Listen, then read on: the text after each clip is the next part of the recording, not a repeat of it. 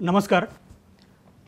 साधना साप्ताहिकाच्या ऐवज या कार्यक्रमात आपण आज एका महत्त्वाच्या संस्थेविषयी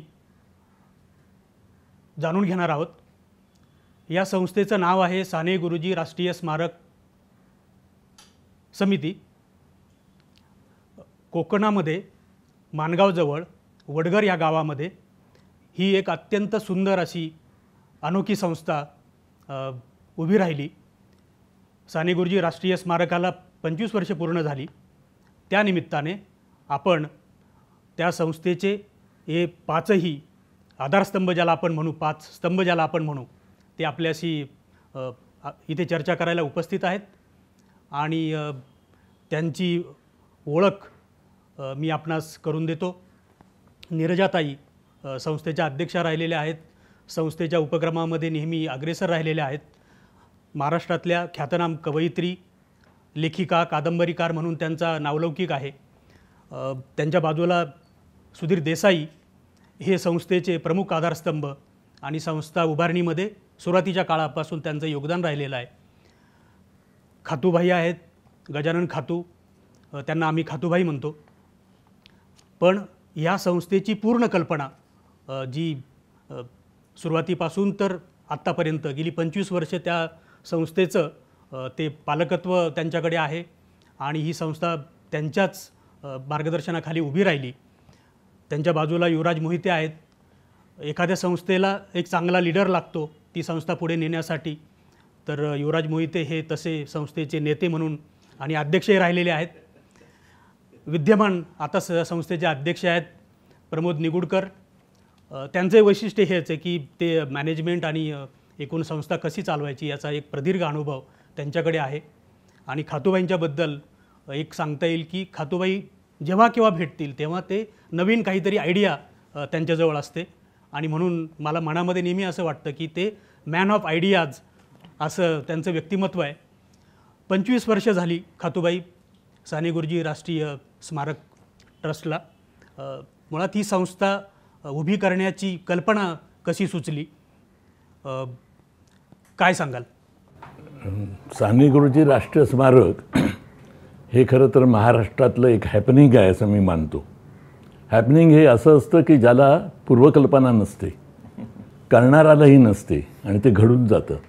तर माझ्या दृष्टीने ही घडून गेलेली अशी एक गोष्ट आहे. महाराष्ट्राला मध्ये अशा गोष्टी यापूर्वी घडलेल्या आहेत. सामाजिक कृतज्ञता निधी याला जो एक प्रचंड प्रतिसाद महाराष्ट्रात मिळाला तसंच एक हॅपनिंग होतं.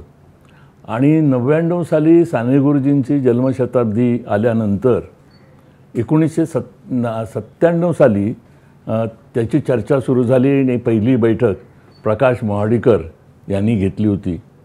आणि त्या बैठकीला मला बोलवलं होतं.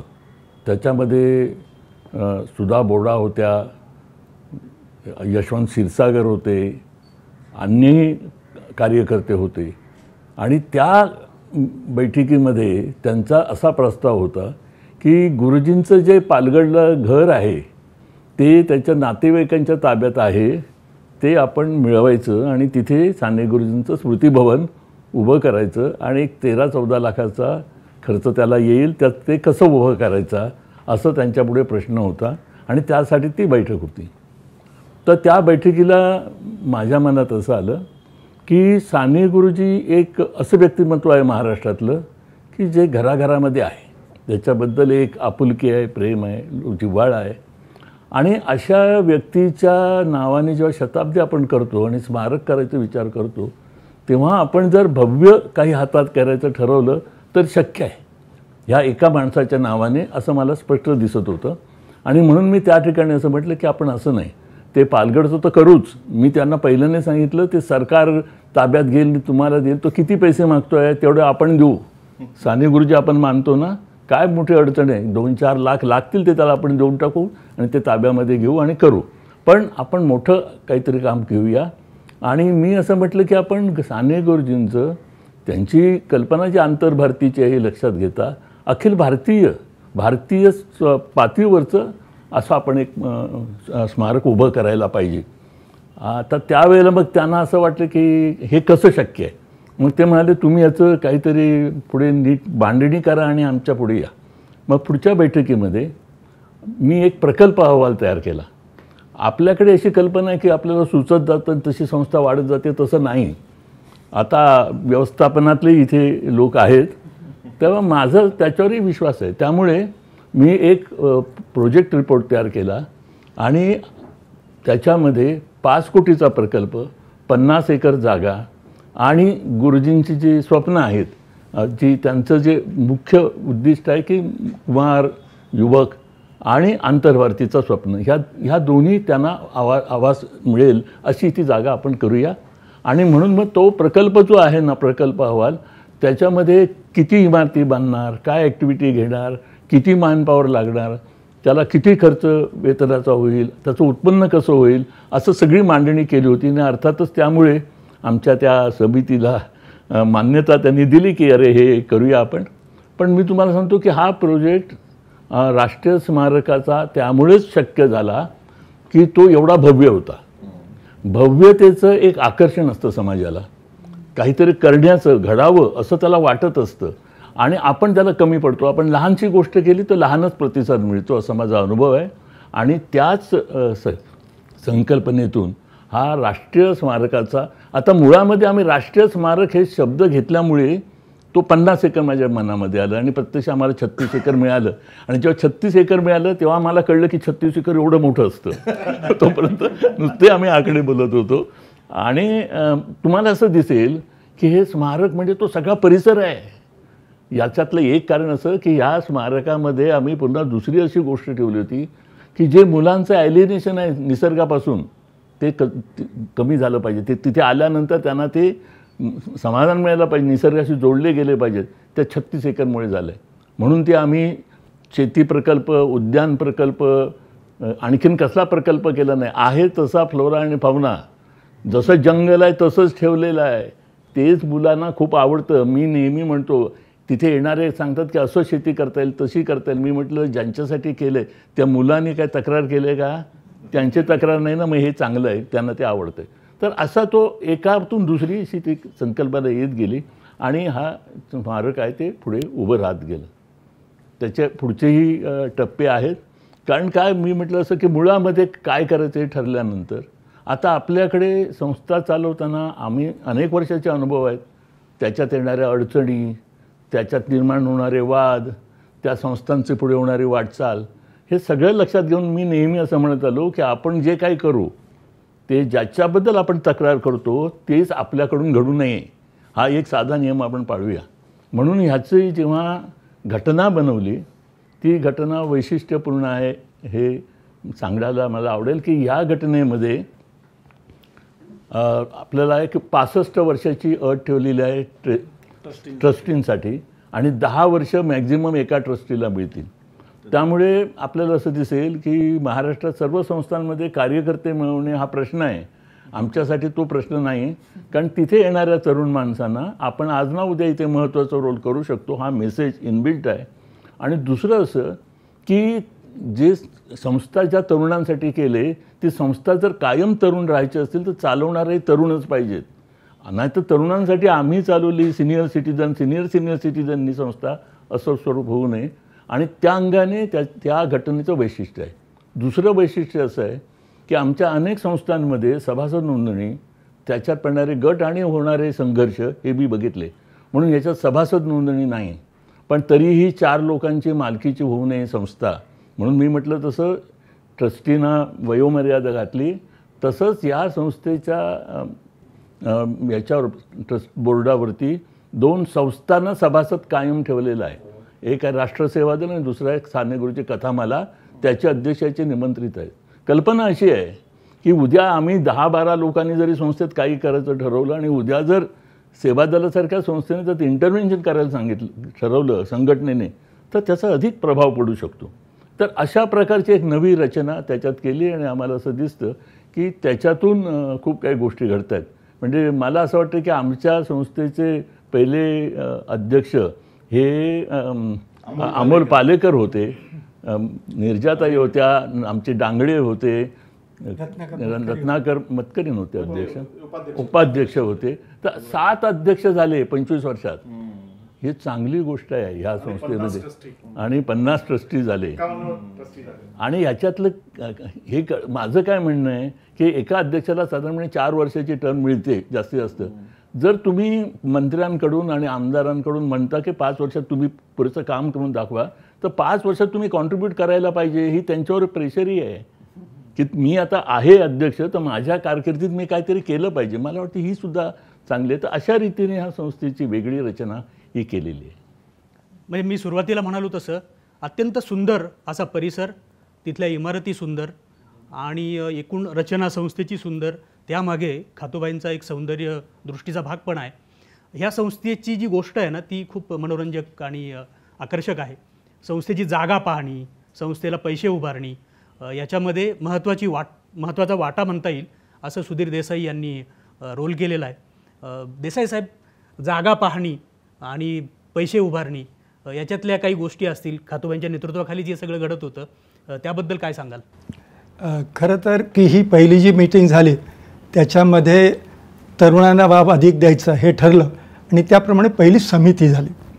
आणि ही समिती झाल्यानंतर आम्ही असं म्हटलं की हे जागा आपल्याला घ्यायची 25 एकरची 50 एकरची, तर त्याच्याकरता जागा पाहायला आपण फिरलं पाहिजे. आणि खास करून ही जागा आपल्या रत्नागिरी जिल्ह्यामध्ये व्हायला पाहिजे, कारण गुरुजींचं घर जे होतं ते पालगडला होतं, रत्नागिरी जिल्ह्यामध्ये होतं. तर या जिल्ह्याच्या आजूबाजूला पण जे निसर्ग सौंदर्य ज्याच्यामध्ये असेल ते, किंवा रेल्वे स्टेशनपासून जवळ आणि हायवेच्या जवळ अशा दोन्ही ठिकाणी जर ते असेल तर ते खूप चांगल्या पद्धतीनं होऊ शकेल. आणि म्हणून जवळपास आम्ही 97 पासून जागा पाहणीला सुरुवात केली. रत्नागिरीपासून ते चिपळूणपर्यंत, पोलादपूर, खेड, दापोली अशा सगळ्याच ठिकाणी जवळपास आम्ही दर 15 दिवसांनी सकाळी निघायचो आणि जवळपास संध्याकाळी परत रात्री यायचो. असं साधारणतः केल्यानंतर जवळपास 7-8 महिन्यानंतर आम्हाला माणगावची ही जागा, आमचे एक मित्र होते जवाहर नागोरी, त्यांच्या मित्र किशोर शिरोडकर यांनी ती जागा दाखवली. आणि मग त्या ठिकाणी आम्ही जागा पाहिली आणि जागा पाहिल्यानंतर आम्हाला ती सगळ्यांना आवडली. आम्हाला सगळ्यांना ती आवडल्यानंतर आम्ही मृणालताईंना आणि अमोल पालेकरांना ती जागा दाखवली आणि मग त्याच्यावरती आम्ही घेण्याचं नक्की केलं. त्याचे पैसे जे होते ते साधारणतः 25 लाख रुपये त्यांनी मागितले होते. आणि आम्ही असं ठरवलं होतं, खूप लोकांनी आम्हाला असं सांगितलं की तुम्ही आपण शासनाकडे मागूया, त्यांच्याकडून पैसे घेऊया आणि मग काहीतरी करूया. पण आम्ही असं ठरवलं की आपण असं नाही करायचं. आपण हे मुलांसाठी ज्या वेळेला सेंटर उभं करतो आहोत त्या मुलांकडून आणि बाकीच्या लोकांकडून ते पैसे गोळा करावे, म्हणून लोकांकडून पैसे गोळा करायची सुरुवात करावी. मग याच्यामध्ये कसं होतं की पैसे काढायला अपील करायचं असेल तर मग काय करावं, म्हणून समितीतर्फे एक मोठं अपील करण्यात आलं आणि ज्याच्यावरती पु ल देशपांडे, कुसुमाग्रज आणि अनेक साहित्यिक मंडळी आणि मान्यवर सगळी मंडळी यांच्या नावानं ते पत्र काढलं. आणि नंतर मग शाळांमध्ये आम्ही जायला सुरुवात केली, कारण हा निधी जर गोळा करायला मुलांच्यासाठी जर आपण करतो तर मुलांचा सहभागी त्याच्यामध्ये असायला पाहिजे. आणि म्हणून मग मुलांच्यासाठी असेल तर कार्डाच्यावरती एक कार्ड असायचं की 20 नावं असायची आणि 5-5 रुपयाप्रमाणे एक 20 लोकांकडे जाऊन त्या मुलांनी पैसे आणायचे. या पद्धतीने आम्ही कार्ड छापली आणि शाळांमधून मुंबईमध्ये, महाराष्ट्रामध्ये अनेक ठिकाणी आम्ही फिरलो आणि लोकांनी, शाळांनी त्याला खूप चांगला प्रचंड प्रतिसाद दिला. पुणे महानगरपालिकेच्या म्युन्सिपल शाळेतल्या मुलांनी जवळपास 15 लाख रुपयाचा निधी आम्हाला त्यावेळेला कळून दिला. तसं विदर्भामध्ये आणि नागपूरमध्येही आम्ही फिरलो. त्यावेळेला आम्हाला सुद्धा तिकडच्या पूज्य त्रिवेदी म्हणून एक होते कथामालेचे, त्यांनीही आपल्याला खूप मदत केली. नागपूरमध्येही मदत केली. अशा प्रकारे खूप ठिकाणी आम्हाला चांगला प्रतिसाद मिळाला. आणि खूप काही स्कीम्स आहेत त्या पण त्याच्यातली एक गंमत जी आहे ती सांगितली पाहिजे. खरं आता ही जे मुलं जी आहेत ती आपण सारखं सांगतो की ही मालकी कोणाची, तर ह्या मुलांची आहेत ह्या स्मारकाच्या जागेवरती, कारण त्यांनी पैसे जमा केलेले आहेत आणि त्यांचा रेकॉर्ड सगळा तिथे आहे आणि ती गंमत आम्ही तिथे येणाऱ्या सगळ्यांना सांगत असतो.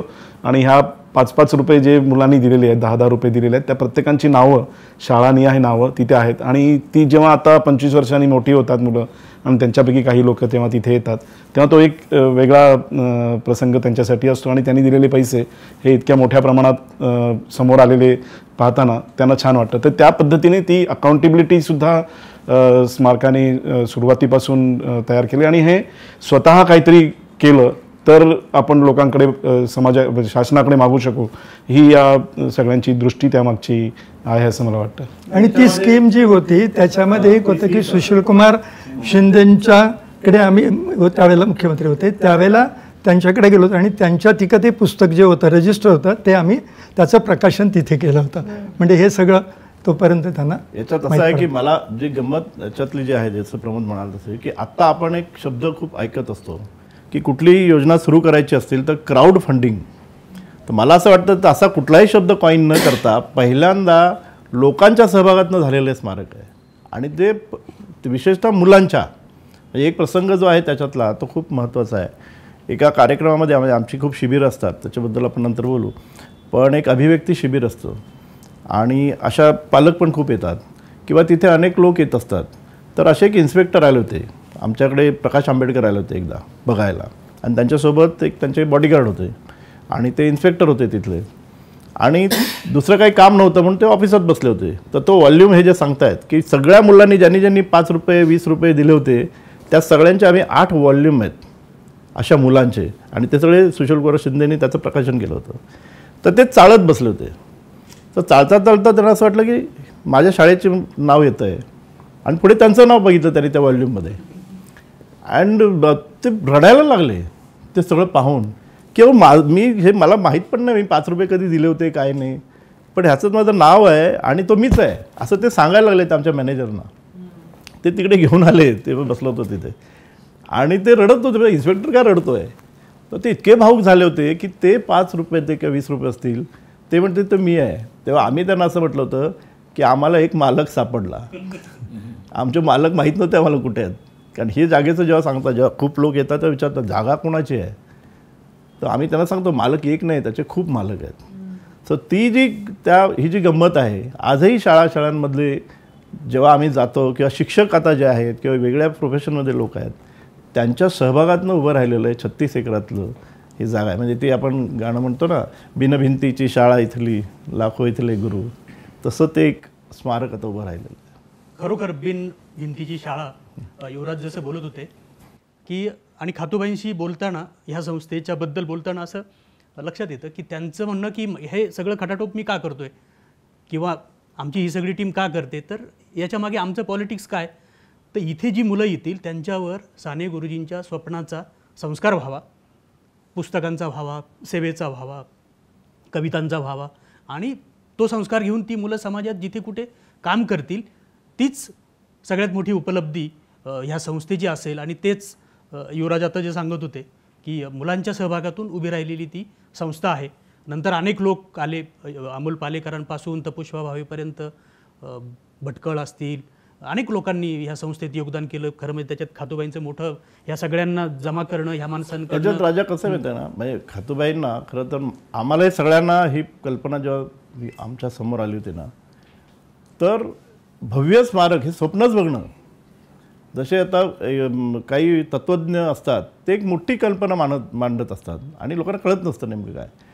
जेव्हा खातूबाईने, आम्ही तेव्हा तसे कॉलेजमध्ये किंवा नुकतंच कुठेतरी पत्रकारिता करत होतो, अशा काळातला तो काळ होता.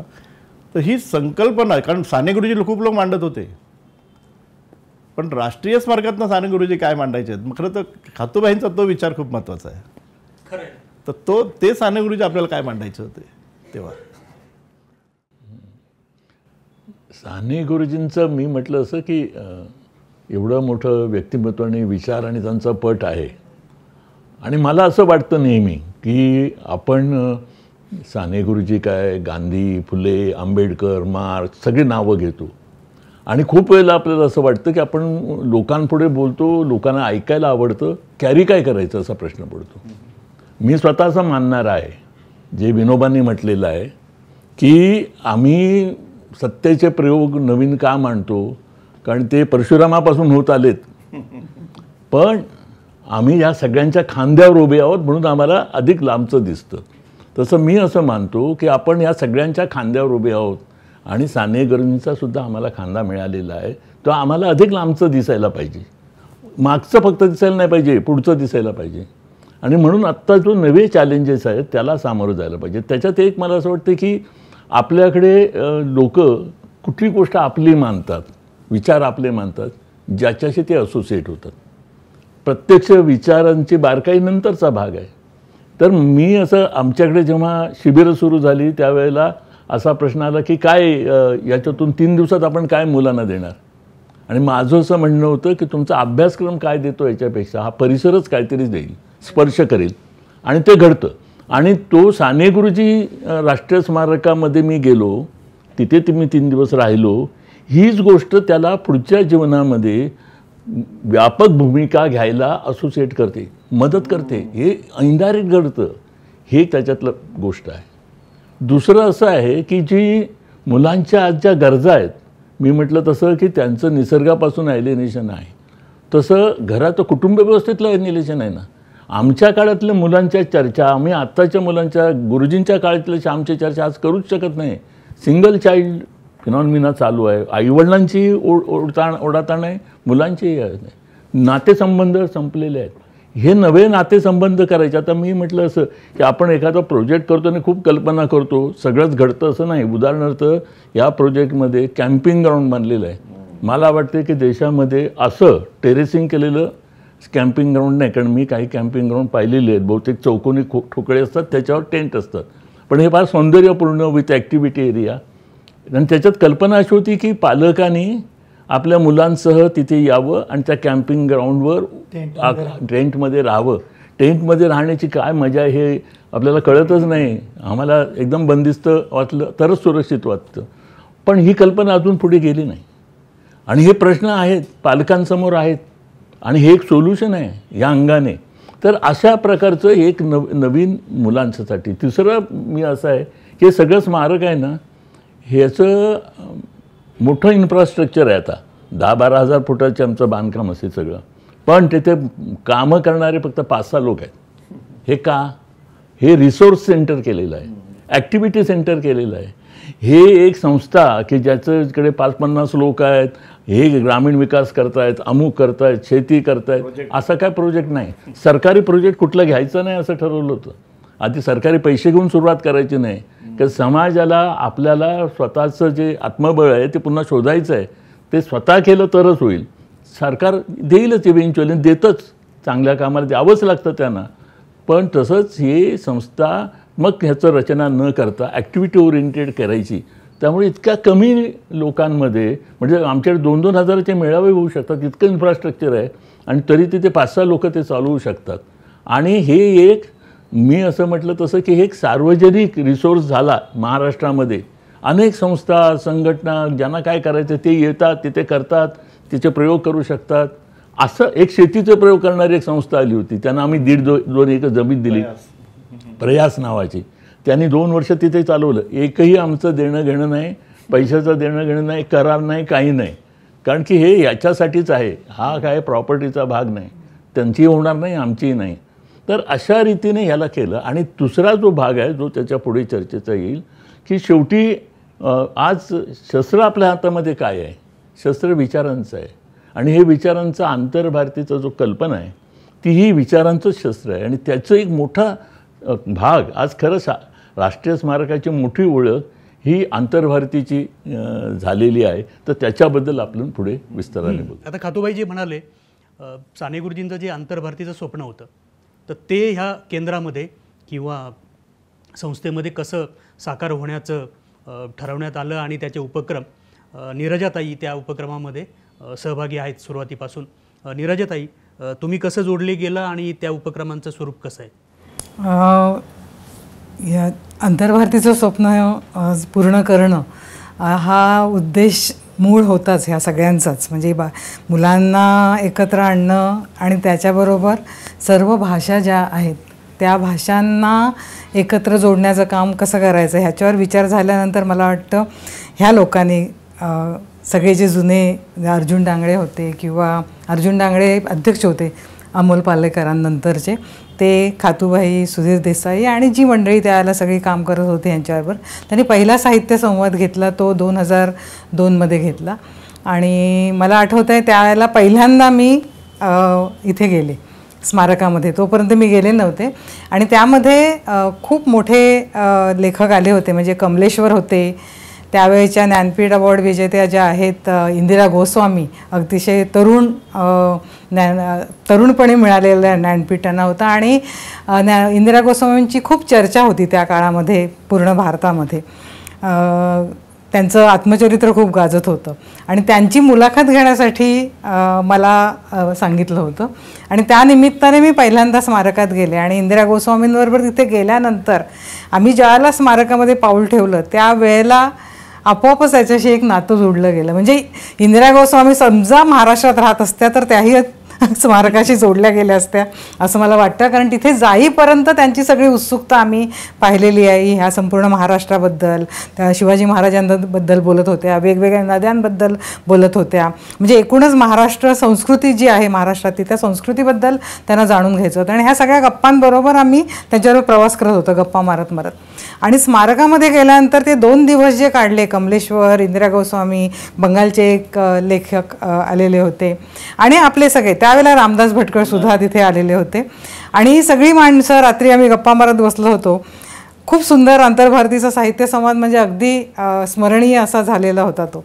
आणि त्यानंतर एक आमची बैठक झाली मुंबईत कार्यक्रम झाल्यानंतर, आणि श्रमपरिहाराची बैठक होती ती. आणि त्या बैठकीमध्ये आम्ही सगळेच असे टेरेसवर बसलो होतो आणि जेवणाचा कार्यक्रम होता.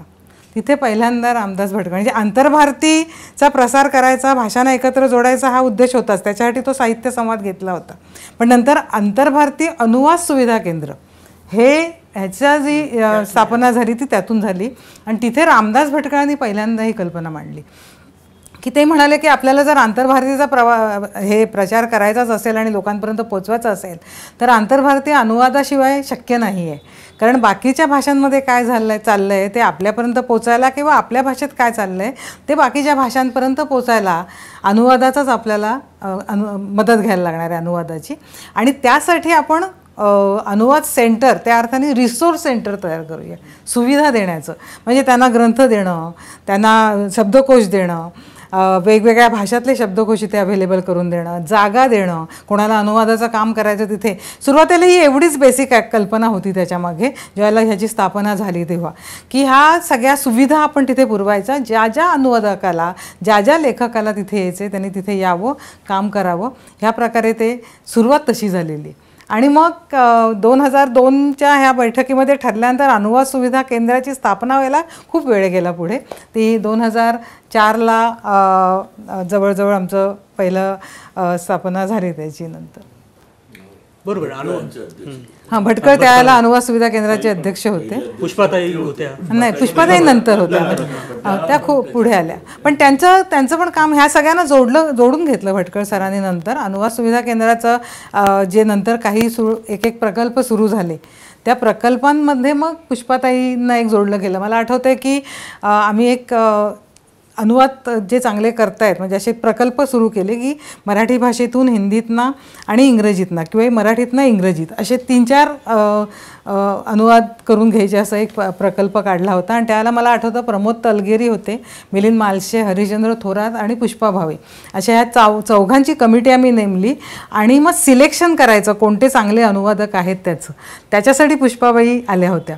प्रणा परांजपे सर पण होते त्यावेळेला. आणि ही सगळी मंडळी त्यावेळेला एकत्र आले. आणि पुढे मग खूप उपक्रम सुरू झाले अनुवाद केंद्राचे. पण पहिली स्थापना झाली ती 2004मध्ये, जिथे रवींद्रनाथ टागोरांच्या जयंतीच्या निमित्ताने 7 मेला पहिला फाउंडेशन डे आम्ही साजरा केला आणि मग सुरुवात झाली.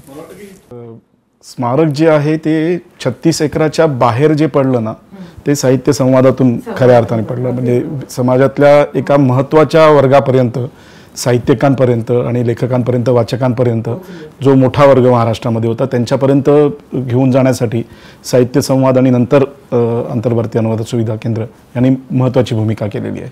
खरं त्याचं वैशिष्ट्य असं आहे ना, म्हणजे जसं खातूबाईंनी एका मोठ्या व्यापक पट मांडला होता तर त्याला जोड देताना भटकळ आले आणि त्यांनी साहित्याचं एक वेगळं विश्व याच्यासमोर मांडलं. म्हणजे जसं बाईंकडे कल्पना वेगवेगळ्या ह्याच्या दृष्टीने होत्या, तशा अनुवाद सुविधा केंद्राच्या सगळ्या कल्पना त्यांच्या डोक्यात सुद्धा भटकळांच्या आजही भटकळ आजही आहे. आताही गेलो कधी आणि आम्हाला माहित आता गेलो की हे परत नवीन योजना त्यांच्या डोक्यात चालू असतं. भाई आणि ते असे दोन कायम पुढचा विचार करत असतात आणि पुढचा विचार करतात. पण निर्जा याच्यामध्ये पुढचा जो भाग होता की देशातले म्हणजे जवळपास सगळे ज्ञानपीठ पुरस्कार विजेते त्या काळातले ते आपल्याकडे येऊन गेले.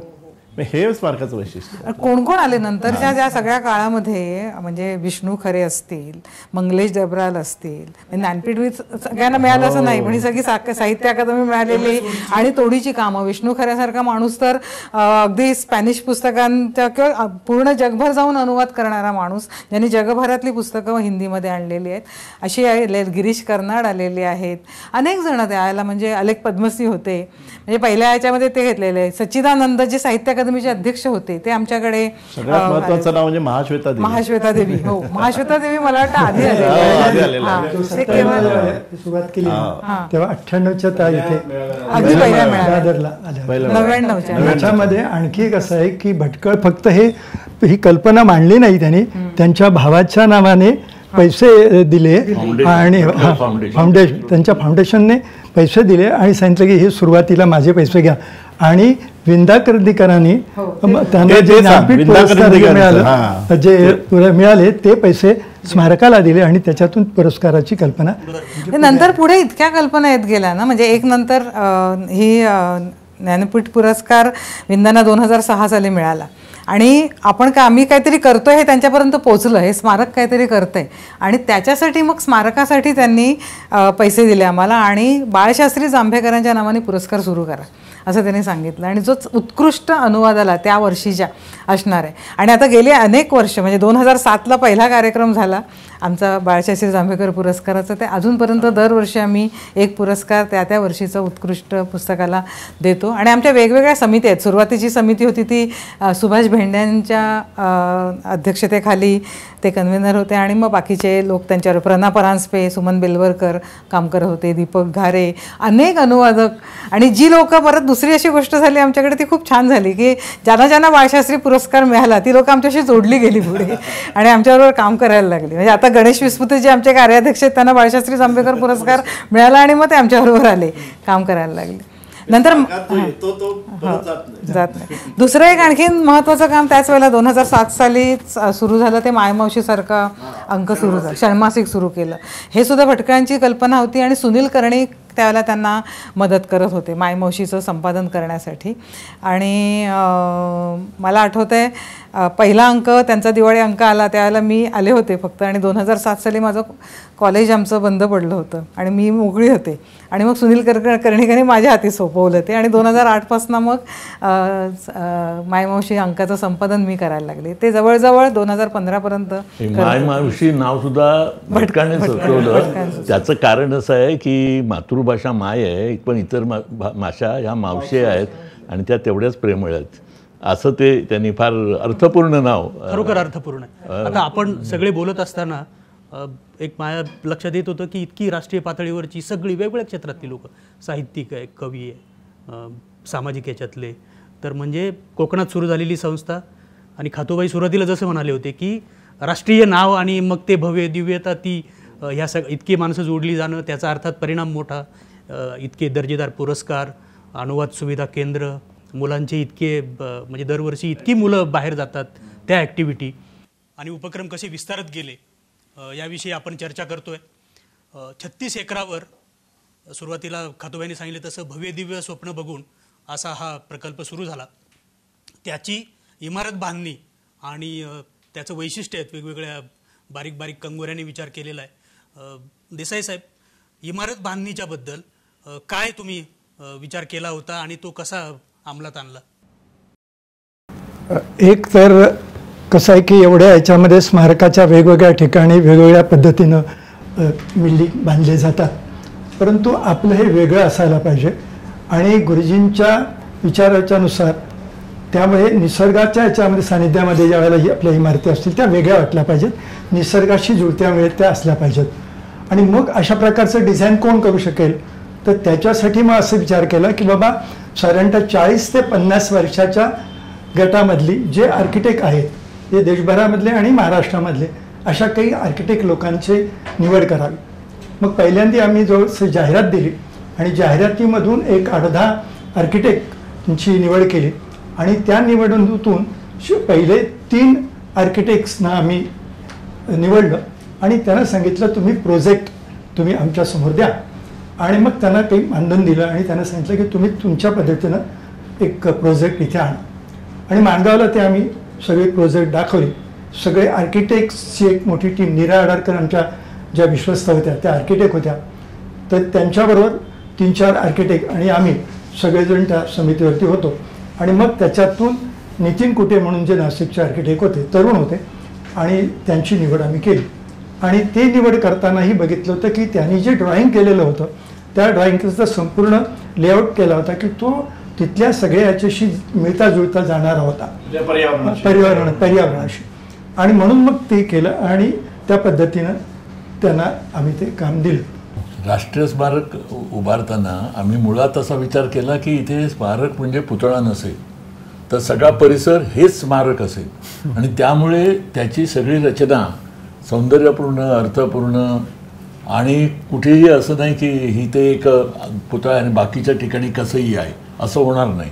तर त्या अंगाने आम्ही त्याचं केलं. आणि देसाई म्हणाल तसं त्याची जी जाहिरात दिली होती त्याच्यात देसाई जवळजवळ आपल्याला 14-15 पेक्षा अधिक 10 लोकांचे आपण शॉर्टलिस्ट केलं. आणि गंमत अशी आहे की ह्याच्यातलं एकही आमच्या ओळखीचा नव्हता. त्यामुळे आम्ही जेव्हा त्याचे हे बनवून त्याचे प्रोजेक्ट आणि मॉडेल्स केले, त्यांना सगळ्यांना 10,000 रुपये दिले.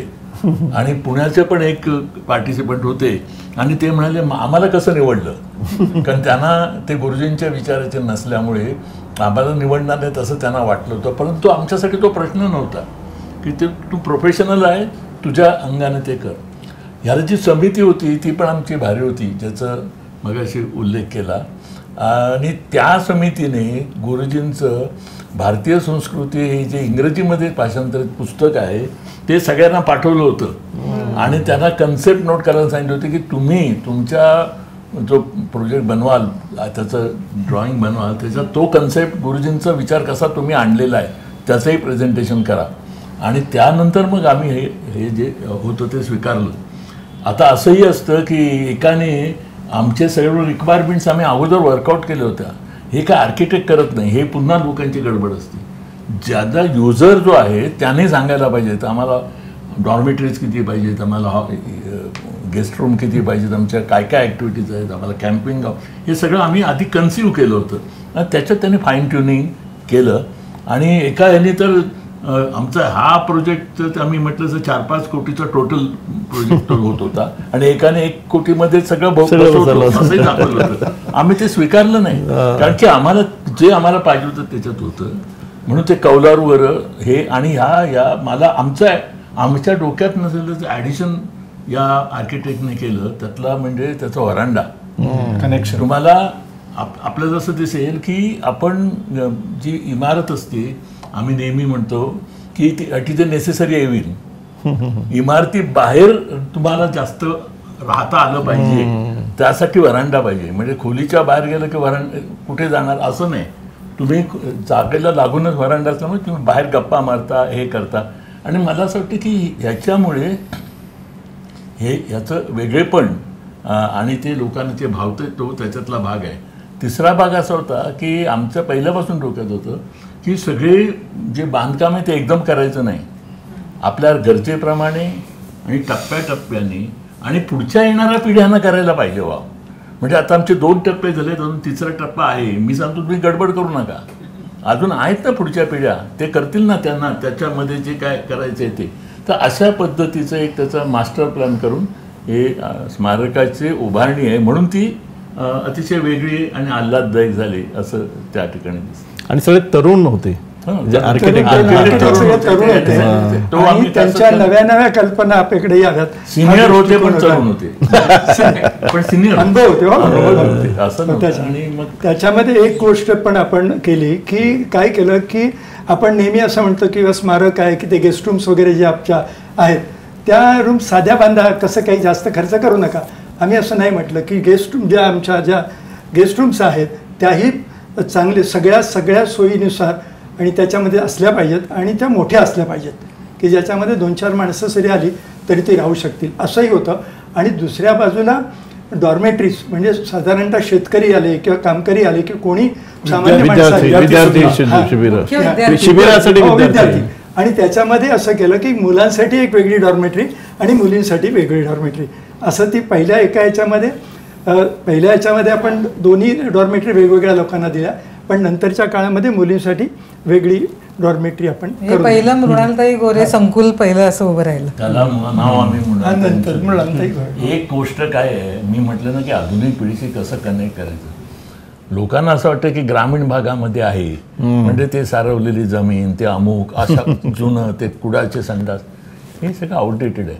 माझं असं म्हणणं होतं की मुलं मातीमध्ये लोळतील, चिखलात खेळतील, पण आत आल्यानंतर त्यांना झोपायची जागा, स्वच्छ पाहिजे, चांगली बाथरूम, संडास हे स्वच्छ पाहिजेत आणि एकदम योग्य आहे. आणि ते प्रोव्हाइड तिथे केलेलं आहे. त्यामुळे ते मुलं खुश असतात. त्यात खरं अजून त्याच्यात फॅसिलिटीज केल्या पाहिजेत, पण तो एक त्याच्यातला महत्त्वाचा. मला आता आठवलं स्मारकाचं ज्यावेळेला मी पहिल्यांदा आलेले तेव्हा आमचा अजूनही तो फोटो आहे इंदिरा गोस्वामीवरचा, त्या 2 वडांच्या झाडांच्या मध्ये. आणि स्मारकाचं ते सगळ्यात वैशिष्ट्य आहे की 2 प्रचंड मोठी वडाची झाडं आहेत आणि त्याच्यामध्ये आमची सगळी शिबिरं होतात त्या छायेखाली. त्याच्यामध्ये आर्किटेक्टला आपला तो हे मॅन्डेट होता की ते झाडांना हात लावायचा नाही, त्याच्या भोवतीच सर्व हे निसर्ग तसाच सगळा ठेवून. नाही, मगाशी खातूबाई बोलले ना की आता येणारे लोक काय करतात की सानेगुडी स्मारकात जातोय साधारण, तर आम्हाला फुलं व्हायची आहेत, हार घालायचा आहे, तर ते कुठे आहे. तर जेव्हा तिथे कळतं की ते पुतळाच नाही आहे. आणि मग जेव्हा आम्ही त्या 2 वडाच्या पार केलेल्या त्याच्यावर जेव्हा लोक बसतात, मला असं वाटतं तिथे त्या छायेखाली त्यांना जी काय अनुभूती येते ना, म्हणजे लोक तेच म्हणतात इथे आल्यावर खूप बरं वाटतं, इथे आल्यावर हे खूप छान जागा आहे. सो स्मारक हे त्या ॲक्टिव्हिटीमधून, त्या सगळ्या परिसरातनं ते लोक एकदम सतत भरून घेतात. हे तुम्ही जोडले जातात स्मारकाशी जोडले जातात. खरं आहे, इमारत बांधणीचं जसं वैशिष्ट्य आहे आणि ते सुंदर झालं सगळं, त्याची एक गोष्ट आहे. तसं ह्या उपक्रमामध्ये सरकार आलं तर युवराज त्यावेळेला मंत्रालयात होते आणि त्यांनी पुढाकार घेतला खातोबाईंच्या मार्गदर्शनाखाली, आणि मग सरकारने सुद्धा एक आपलं योगदान दिलं. तर ते कसं झालं, त्याने एक संस्थेला एक पुढे जायला याला एक पार्श्वभूमी आहे. म्हणजे सरकार कसं आलं त्यापेक्षा असं होतं की स्मारक चालणार कसं, तसं खातोबाईंनी खातोबाईंचं आता एक ते सांगत नाहीत, पण त्यांचे ना काही दंडक आहेत हे स्मारक कसं चालवं. ते म्हणजे आपलं स्मारक प्रॉफिटमध्ये येतं कामा नये, आपण प्रॉफिटमध्ये नसतं कामा नये, जेवढा खर्च आहे तेवढा उभा करायचा. आता हे करताना सानेगुरुजी स्मारक आहे कोकणात रायगडमध्ये, आपण पैसे शहरात गोळा करतो आहे, सगळीकडे झालं, स्मारक सगळं झालं, पैसे कसे गोळा करायचे हे सगळेच प्रयत्न करतात सगळे ट्रस्ट, पण पैसे कसे घ्यायचे नाहीत हे या स्मारकात आम्ही शिकलो. म्हणजे आता मला आठवतं आहे त्यावेळी असं होतं आम्हाला की आपण जिथे, मी पत्रकार होतो, पॉलिटिकल पत्रकार म्हणून काम करत होतो, राजकीय बातम्या करणारा, तर मला असं वाटायचं आपले संबंध आहेत ते वापरले पाहिजेत. आणि पहिल्यांदा आम्ही असं केलं की मुंबईतल्या एका मोठ्या धार्मिक ट्रस्ट आहे त्याच्याकडे आम्ही अप्रोच झालो की बाबा असंच, आणि ते द्यायचे, अशी ॲक्टिव्हिटी आहे, मुलांची ॲक्टिव्हिटी आहे, आणि ओळखीचे लोक होते तिथे त्या ट्रस्टमध्ये. आणि तुम्हाला सांगतो की ते सगळ्यांनाच द्यायचे, पण स्मारक आणि आम्ही जे प्रेझेंट केलं तिकडे जाऊन, तर त्यांना इतकं ते भरवले, ते म्हणले ठीक आहे आम्ही सगळ्यात जास्त निधी, पण त्यात आम्ही कन्सेंट घेऊन त्या मंडळात हे करून देऊ. 11 लाखाचं चेक त्यांनी सांगितलं देणार तुम्हाला आहे. आम्ही आपल्या उड्या मारत आलो मीटिंगमध्ये, संध्याकाळी मीटिंग असायची, दिवसभर काम करून आम्ही सगळेच यायचं तिथे, आणि सांगितलं अशा ट्रस्टकडनं आपल्याला 11 लाख रुपये मिळत आहेत. तर तिथे सगळे म्हटलं होते वा वा छान आहे छान आहे. तिथे असं झालं, सुरेखा दळवी आल्या.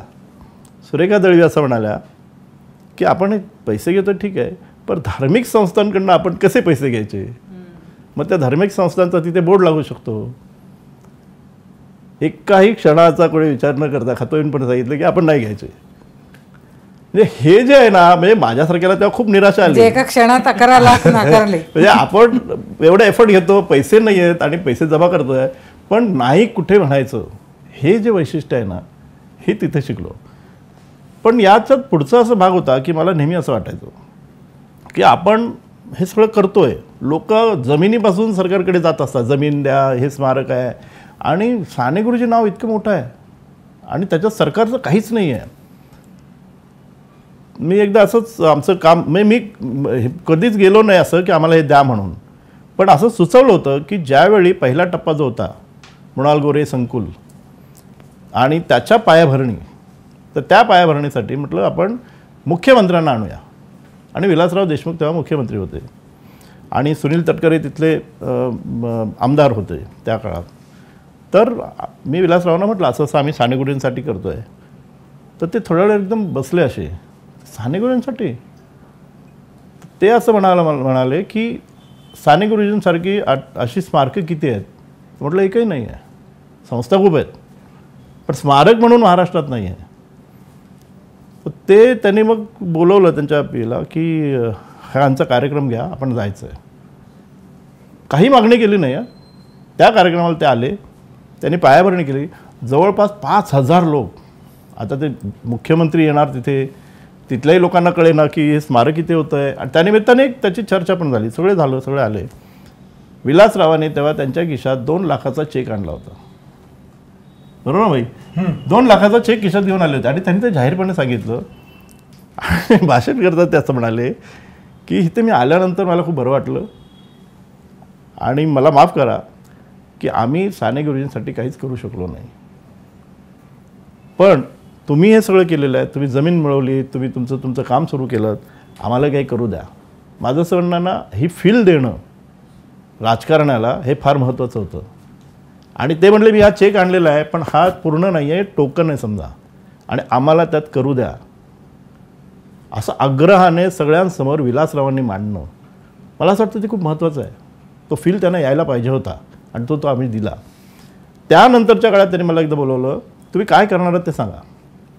मी म्हटलं आमचे एकदम करायचं नाही आम्हाला काही, जसं खासोबाईंचं सांगितलं टप्प्याटप्प्याने करायचे आहेत. आणि आधी टप्पे ठरवले तर पहिला टप्पा कुठला, दुसरा कुठला, तिसरा कुठला, चौथा कुठला, हे सगळं ठरलेलं आहे.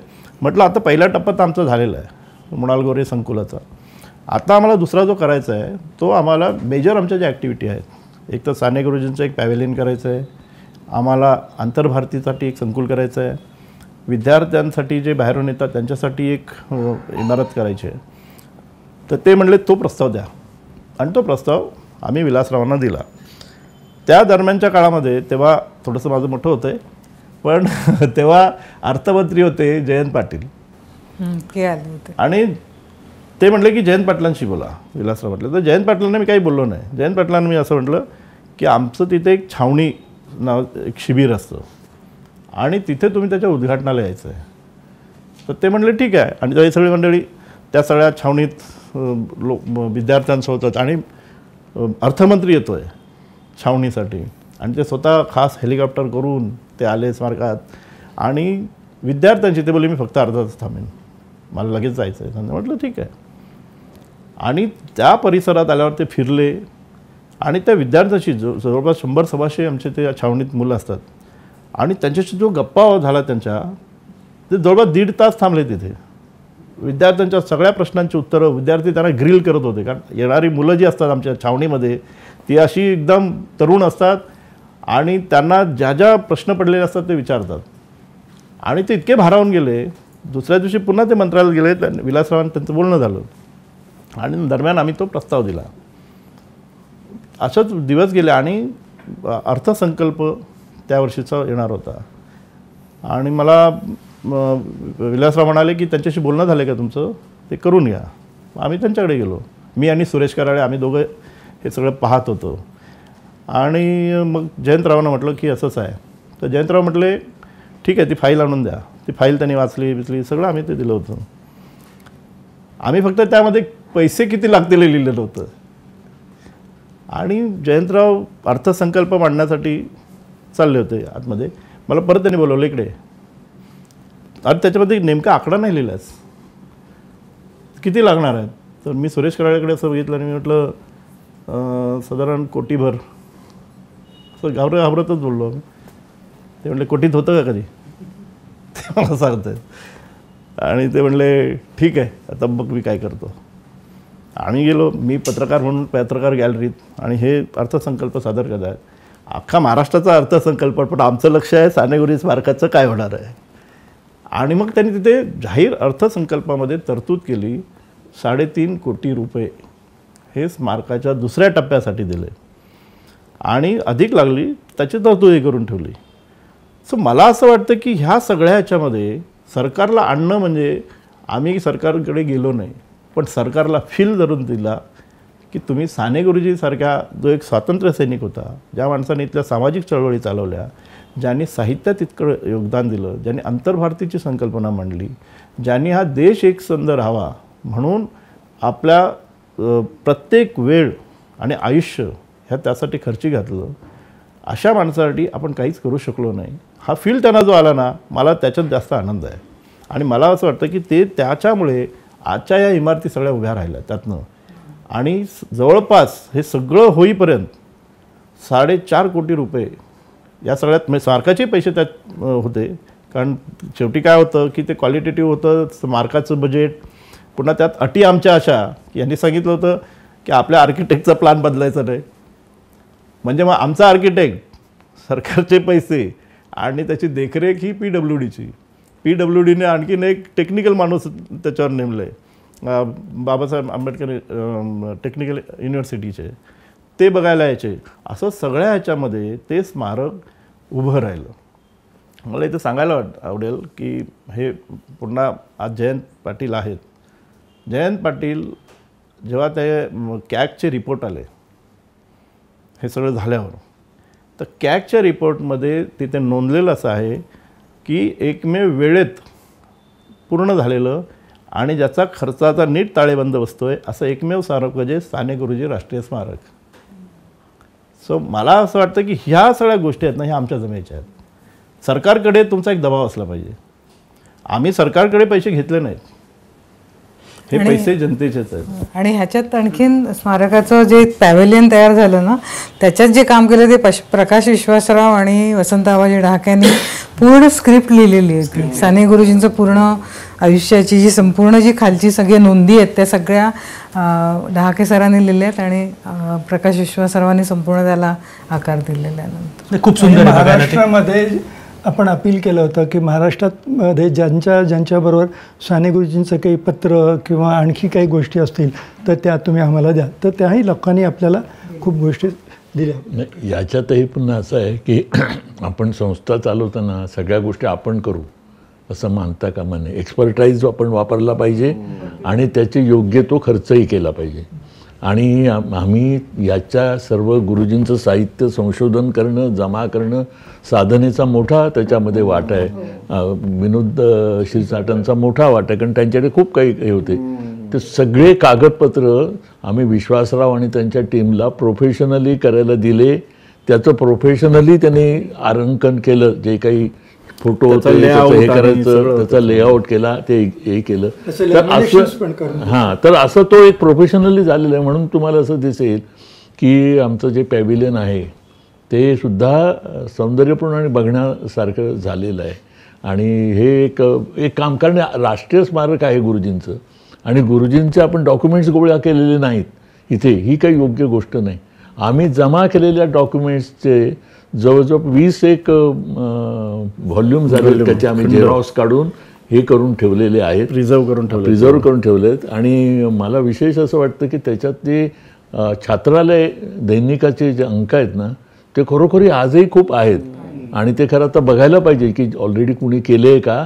आणि त्याच्यामधलं एकच मी त्यातलं उदाहरण सांगेन की गुरुजी किती अपडेट होते, आज आम्ही एवढे अपडेट नाही. त्यांचं एक अंक असा आहे छात्रालयाचा, त्याचं वरचं चित्र क्रिकेटचं मॅचचं आहे, चेंडूफळीचं. आणि आज क्रिकेटच्या ह्याची चर्चा आहे, फुटबॉलची मॅचची ज्याच्यावर चर्चा आहे हे त्या काळामध्ये. आणि दुसरं म्हणजे आंतरराष्ट्रीय प्रश्नांची मांडणी आहे. हे आहे नुसतं भिंतीपत्रक छात्रालय आणि त्याचे ते काढायचे कॉपीज ते. तर असा तो एक, पण ते आम्ही प्रोफेशनली केलं.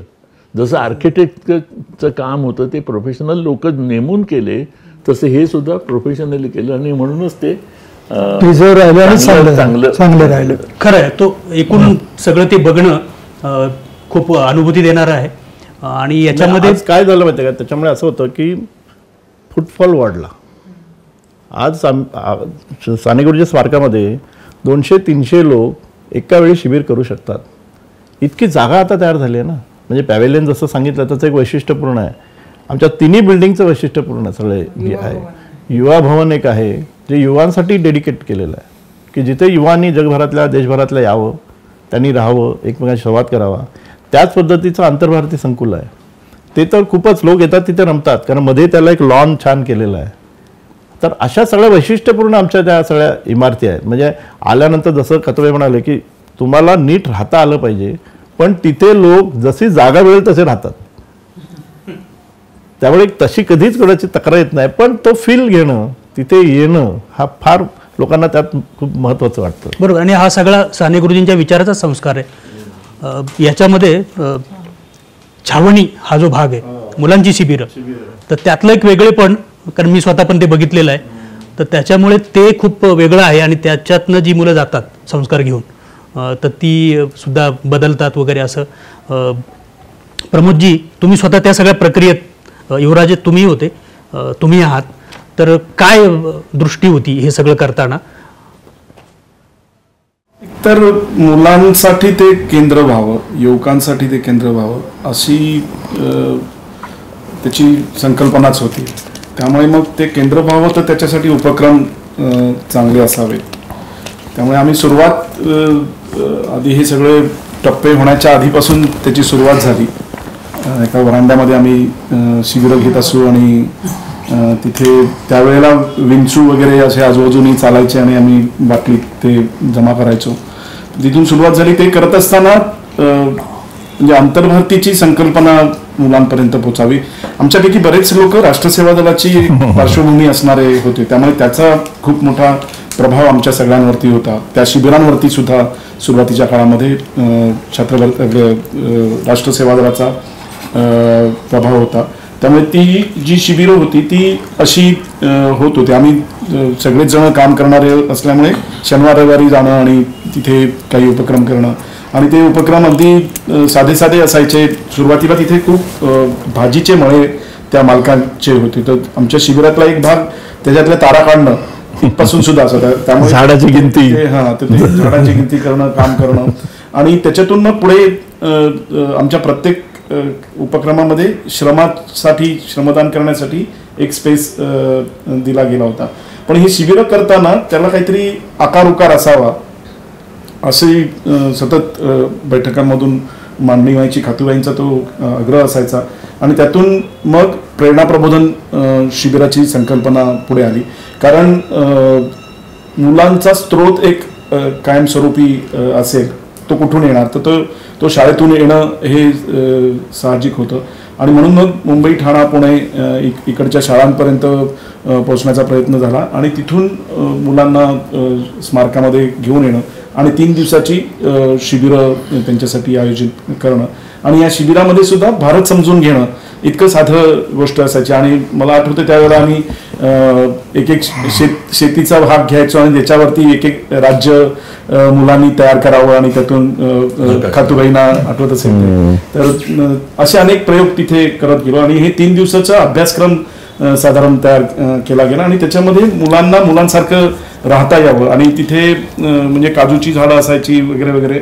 आणि या सगळ्या मंडळींचं असं म्हणणं असायचं की मुलांना पाडू द्या, मुलांना खाऊ द्या, त्यामुळे ती मुलं जातील आणि काय करायचं असतील ते करतील. तर हा एक प्रेरणा प्रबोधन शिबिर अशी सुरू झाली. मे महिन्यामध्ये असं एक शिबिर असावं. आणि त्यावेळेला मगाशी टेंटचा जो उल्लेख केला खातूबाईंनी, आणि त्या टेंटमध्ये शिबिरं आपल्याला करता येणं शक्य झालं पाहिजे, किंवा टेंटमध्ये युवकांनी येऊन राहायला पाहिजे. म्हणून युवा छावणी ची संकल्पना जी पुढे आली, त्याच्यामध्ये युवक जे येतील ते टेंटमध्ये सुद्धा राहतील, अशी सुरुवातीच्या काळामध्ये एक कल्पना होती. आणि मग तिथे टेंट लावले गेले. जवाहर नागोरी, संजू साने यांनी खूप मोलाचं काम त्यावेळेला केलं. उमेश कदम होते, सुहास होते, जीवराज सावंत, हे सगळ्या मंडळींनी खूप मेहनत घेऊन ते सगळं तयार केलं होतं. आणि मग प्रेरणा प्रबोधन शिबिरांबरोबर युवा छावणी हे एक फीचर झालं आणि ते मे महिन्यामध्ये आम्ही सुरुवातीला 1 ते 5 मे पर्यंत घ्यायचो, नंतर ते 1 ते 7 मे पर्यंत वाढवलं आणि मग महाराष्ट्रातून त्याला चांगला प्रतिसाद मिळायला लागला आणि त्याच्यामध्ये आम्ही युवा श्रमछावणी असंच त्याला म्हणायचो. सुरुवातीला बराच भाग हा श्रमदानाचा असायचा आणि प्रत्येक छावणीमध्ये नंतरच्या काळामध्ये आम्ही एक विषय घ्यायला लागलो आणि त्या विषयाला ह्या 5-7 दिवसामध्ये युवकांनी भिडावं आणि त्या दृष्टीने त्यांना आवश्यक असणारे फॅसिलिटेशन करण्यासाठी मार्गदर्शक बोलवावेत, अशा पद्धतीने त्याचं आखणी करण्यात आली. आणि त्याच्यामध्ये मग महाराष्ट्राच्या बाहेर जे कोणी तरुण काही प्रयोग करत असतील, काही नवीन त्यांनी केलं असेल तर त्यांनाही बोलवावं, त्यांचा युवकांशी संवाद घडवून आलावा, असे अनेक प्रकारे त्याचा ढाचा बदलत गेला आणि त्याला एक स्वरूप येत गेलं. आज स्मारकामध्ये होणारी युवा छावणी ही तशी एक महाराष्ट्रात होणाऱ्या अनेक शिबिरांपैकी एक महत्त्वाचं शिबिर म्हणून त्यांनी मान्यता प्राप्त केलेली आहेत. तसेच वर्षभर अनेक इतर उपक्रम होतात. म्हणजे मगाशी मातीमध्ये जाण्यासाठी मुलांना आणि पालकांना सुद्धा संधी मिळावी म्हणून पावसाळ्यामध्ये आमच्याकडे लावणी महोत्सव एक होतो, त्याला आम्ही वर्षारंग म्हणतो, की जिथे मुलं आणि पालक येऊन शेती करतात आणि नंतर तो प्रयोग आता अलीकडे महाराष्ट्रभर अनेक ठिकाणी व्हायला लागला. पण मला आठवतं की आम्ही खूप वर्षापूर्वी तो सुरू केला होता. मित्रमेळावा आहे. तर असे अनेक उपक्रम तिथे होत राहिले. हे वर्षभर चालणारे काही उपक्रम आहेत आणि काही अभिव्यक्ती शिबिर जे आहे ते पुन्हा 10 ते 14 वर्ष वयोगटातील मुलांना. आणि प्रेरणा प्रबोधन हे साधारणपणे आम्ही म्युन्सिपालिटी किंवा जिल्हा परिषद या शाळांमध्ये राहणाऱ्या विद्यार्थ्यांसाठी होतं. अभिव्यक्ती हे साधारणपणे जे मध्यमवर्गीय पालक आहेत आणि त्यांना असं वाटतं की मुलांना आपल्या वेगळं एक एक्सपोजर मिळायला पाहिजे, त्यांच्यासाठी म्हणून ते आखलं जातं. आणि सरप्राइझिंगली आम्हाला त्यावेळेला त्याचा खूप चांगला प्रतिसाद मिळाला आणि आता आमच्याकडे एकाच्या ऐवजी 2 अभिव्यक्ती शिबिरं करता येतील का असाही प्रयत्न केला जातोय. तर असे अनेक उपक्रम वर्षभर चालतील असं पाहिलं जातं. पण याच्या बरोबरीनेच वन ऑफ म्हणजे काही संकल्पना किंवा काही वेगळे प्रयत्न करण्याच्या दृष्टीने सुद्धा काही कार्यक्रम झालेले आहेत जे याच जॉनरमध्ये आपल्याला बघता येतील. जसे खूप वर्षापूर्वी आम्ही वेश्या व्यवसायामध्ये काम करणाऱ्या स्त्रियांचा एक मेळावा घेतला होता, किंवा जे होमस्कूलिंग करतात त्या पालकांचा वर्कशॉप घेतलं होतं, किंवा आदिवासींबरोबर काम करणारे आणि आदिवासी आणि बिगर आदिवासी अशा लोकांचं वर्कशॉप घेतलं होतं. असे अनेक आजूबाजूच्या लोकांना आपल्याकडे यावं, त्यांचा सहभाग मिळावा म्हणून त्यांच्या लोकांच्या स्पर्धा आयोजित 4-5 वर्ष जगदीश नलावडे ते परिवर्तनच्या तर्फे पर्यावरणाच्या संबंधित सतत एक जवळीक स्मारकाला राहिलेली आहे आणि त्याच्याबद्दलचे आमच्या शिबिरांमधून वगैरे विषय होतेच. पण त्याला एक 2 दिवसाचं स्वरूप यावं. म्हणजे खातुबाईंचं असं म्हणणं होतं की पुढचं अर्धशतक किंवा शतक हे पर्यावरणाच्या विषयावरती काम करण्याच्या दृष्टीने महत्त्वाचं असणार आहे आणि पर्यावरणावरती काम करण्यासाठी म्हणून लोकांची आणि युवकांची चळवळ उभी राहू शकते आणि त्या दृष्टीने 2 दिवसाचं आणि त्याला महाराष्ट्रातून येऊन भारतातून काही तज्ज्ञ मंडळी आली होती आणि त्याचाच पुढचा भाग म्हणून जैवविविधता संशोधन आणि संवर्धन असं एक छोटी विंग ही अलीकडे स्मारकामध्ये सुरू होते. म्हणजे जसं अनुवाद सुविधा केंद्र आहे तसंच हे संवर्धन केंद्रसुद्धा सुरू व्हावं आणि त्या दृष्टीने प्रयत्न व्हावेत असाही प्रयत्न आहे. तर वेगवेगळ्या उपक्रमातून युवकांना, मुलांना, महिलांना कसं जोडून घेता येईल हा प्रयत्न आहे. आणि मग अशी खातुबाईंनी जसं म्हटलं तर ही एक जागा आहे की जिथे लोकांनी एकत्र यावं, व्यक्त व्हावं आणि त्याच्यामध्ये व्यक्ती असतील, संघटना असतील, संस्था असतील, शाळा असतील, महाविद्यालय असतील, तर असे सगळेच जण तिथे यावेत असा हा प्रयत्न आहे. याच्यामध्ये असं आहे की शिबिर करताना एक डोक्यात असं होतं की आम्ही खूप शिबिरातनं गेलेलो आहेत. म्हणजे उदाहरणार्थ राष्ट्रीय सेवा दलाच्या शिबिरातनं आम्ही गेलेलो आहोत. बौद्धिक खूप ऐकलेली आहेत, त्याचा एक इम्पॅक्ट असतो.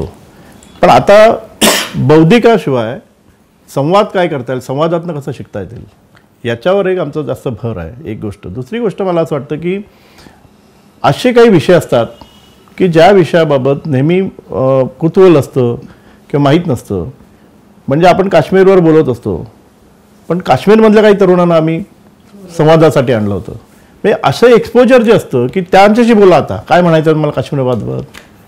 आणि ती मुलं जेव्हा त्यांचे अनुभव सांगत होती, मी तुम्हाला सांगतो ती जी काही छावणीतली मुलं होती ना, त्या 2 तासानंतर ती बदलली होती. हा इम्पॅक्ट होता. ट्रान्सजेंडर हा विषय असतो, तर ट्रान्सजेंडर येऊन जेव्हा तुमच्याशी बोलतोय, संवाद करतोय, तर तेव्हा त्यांच्याकडे बघण्याचा इतर मुलांचा जो दृष्टिकोन आहे तो बदलतो. म्हणजे नुसतं छावणी ही आमची, म्हणजे मला असं वाटतं त्याच्यावर खूप लिहायला पण पाहिजे. याचं कारण असं की इथे येऊन आपला स्वतःचा शोध लागतो. एक मुलगा आमचा असाच आहे की त्याची गोष्ट आहे. तो मुलगा आमच्याकडे आला जेव्हा, श्याम त्याचं नाव होतं, आणि तो एक लाजरा बुजरा होता त्या सगळ्या शिबिरामध्ये. पहिल्या दिवशी जरा लोक त्याची थट्टामस्करी करायची, थोडंसं होतं, पण मग ईद झाला. आमचं लक्ष होतं सगळं, तो सांगत होता. हळूहळू तो सगळ्यामुळे मिक्स व्हायला लागला. तो कविता करायचा, तो सगळं तिथे लिहायचा, आणि मग नंतर तो खूप त्याच्यानं इन्व्हॉल्व झाला. तो तिथून बाहेर पडल्यावर त्याच्या लक्षात आलं की आपल्यात काहीतरी एक वेगळी गोष्ट आहे ज्याचा शोध मला आता लागला आहे. आणि त्याचं नाव आज आहे शमीभा. शमीभा ट्रान्सजेंडर जे आहे, या तिथे त्याला स्वतःला तो सापडला. आज तो म्हणजे PhD करतोय. शमीभा आमची आता ती म्हणायचं आहे शमीभाला, तर ती आता ग्रेसवर PhD करते. वेगवेगळ्या त्या वंचित बहुजन आघाडीत ती सक्रिय आहे.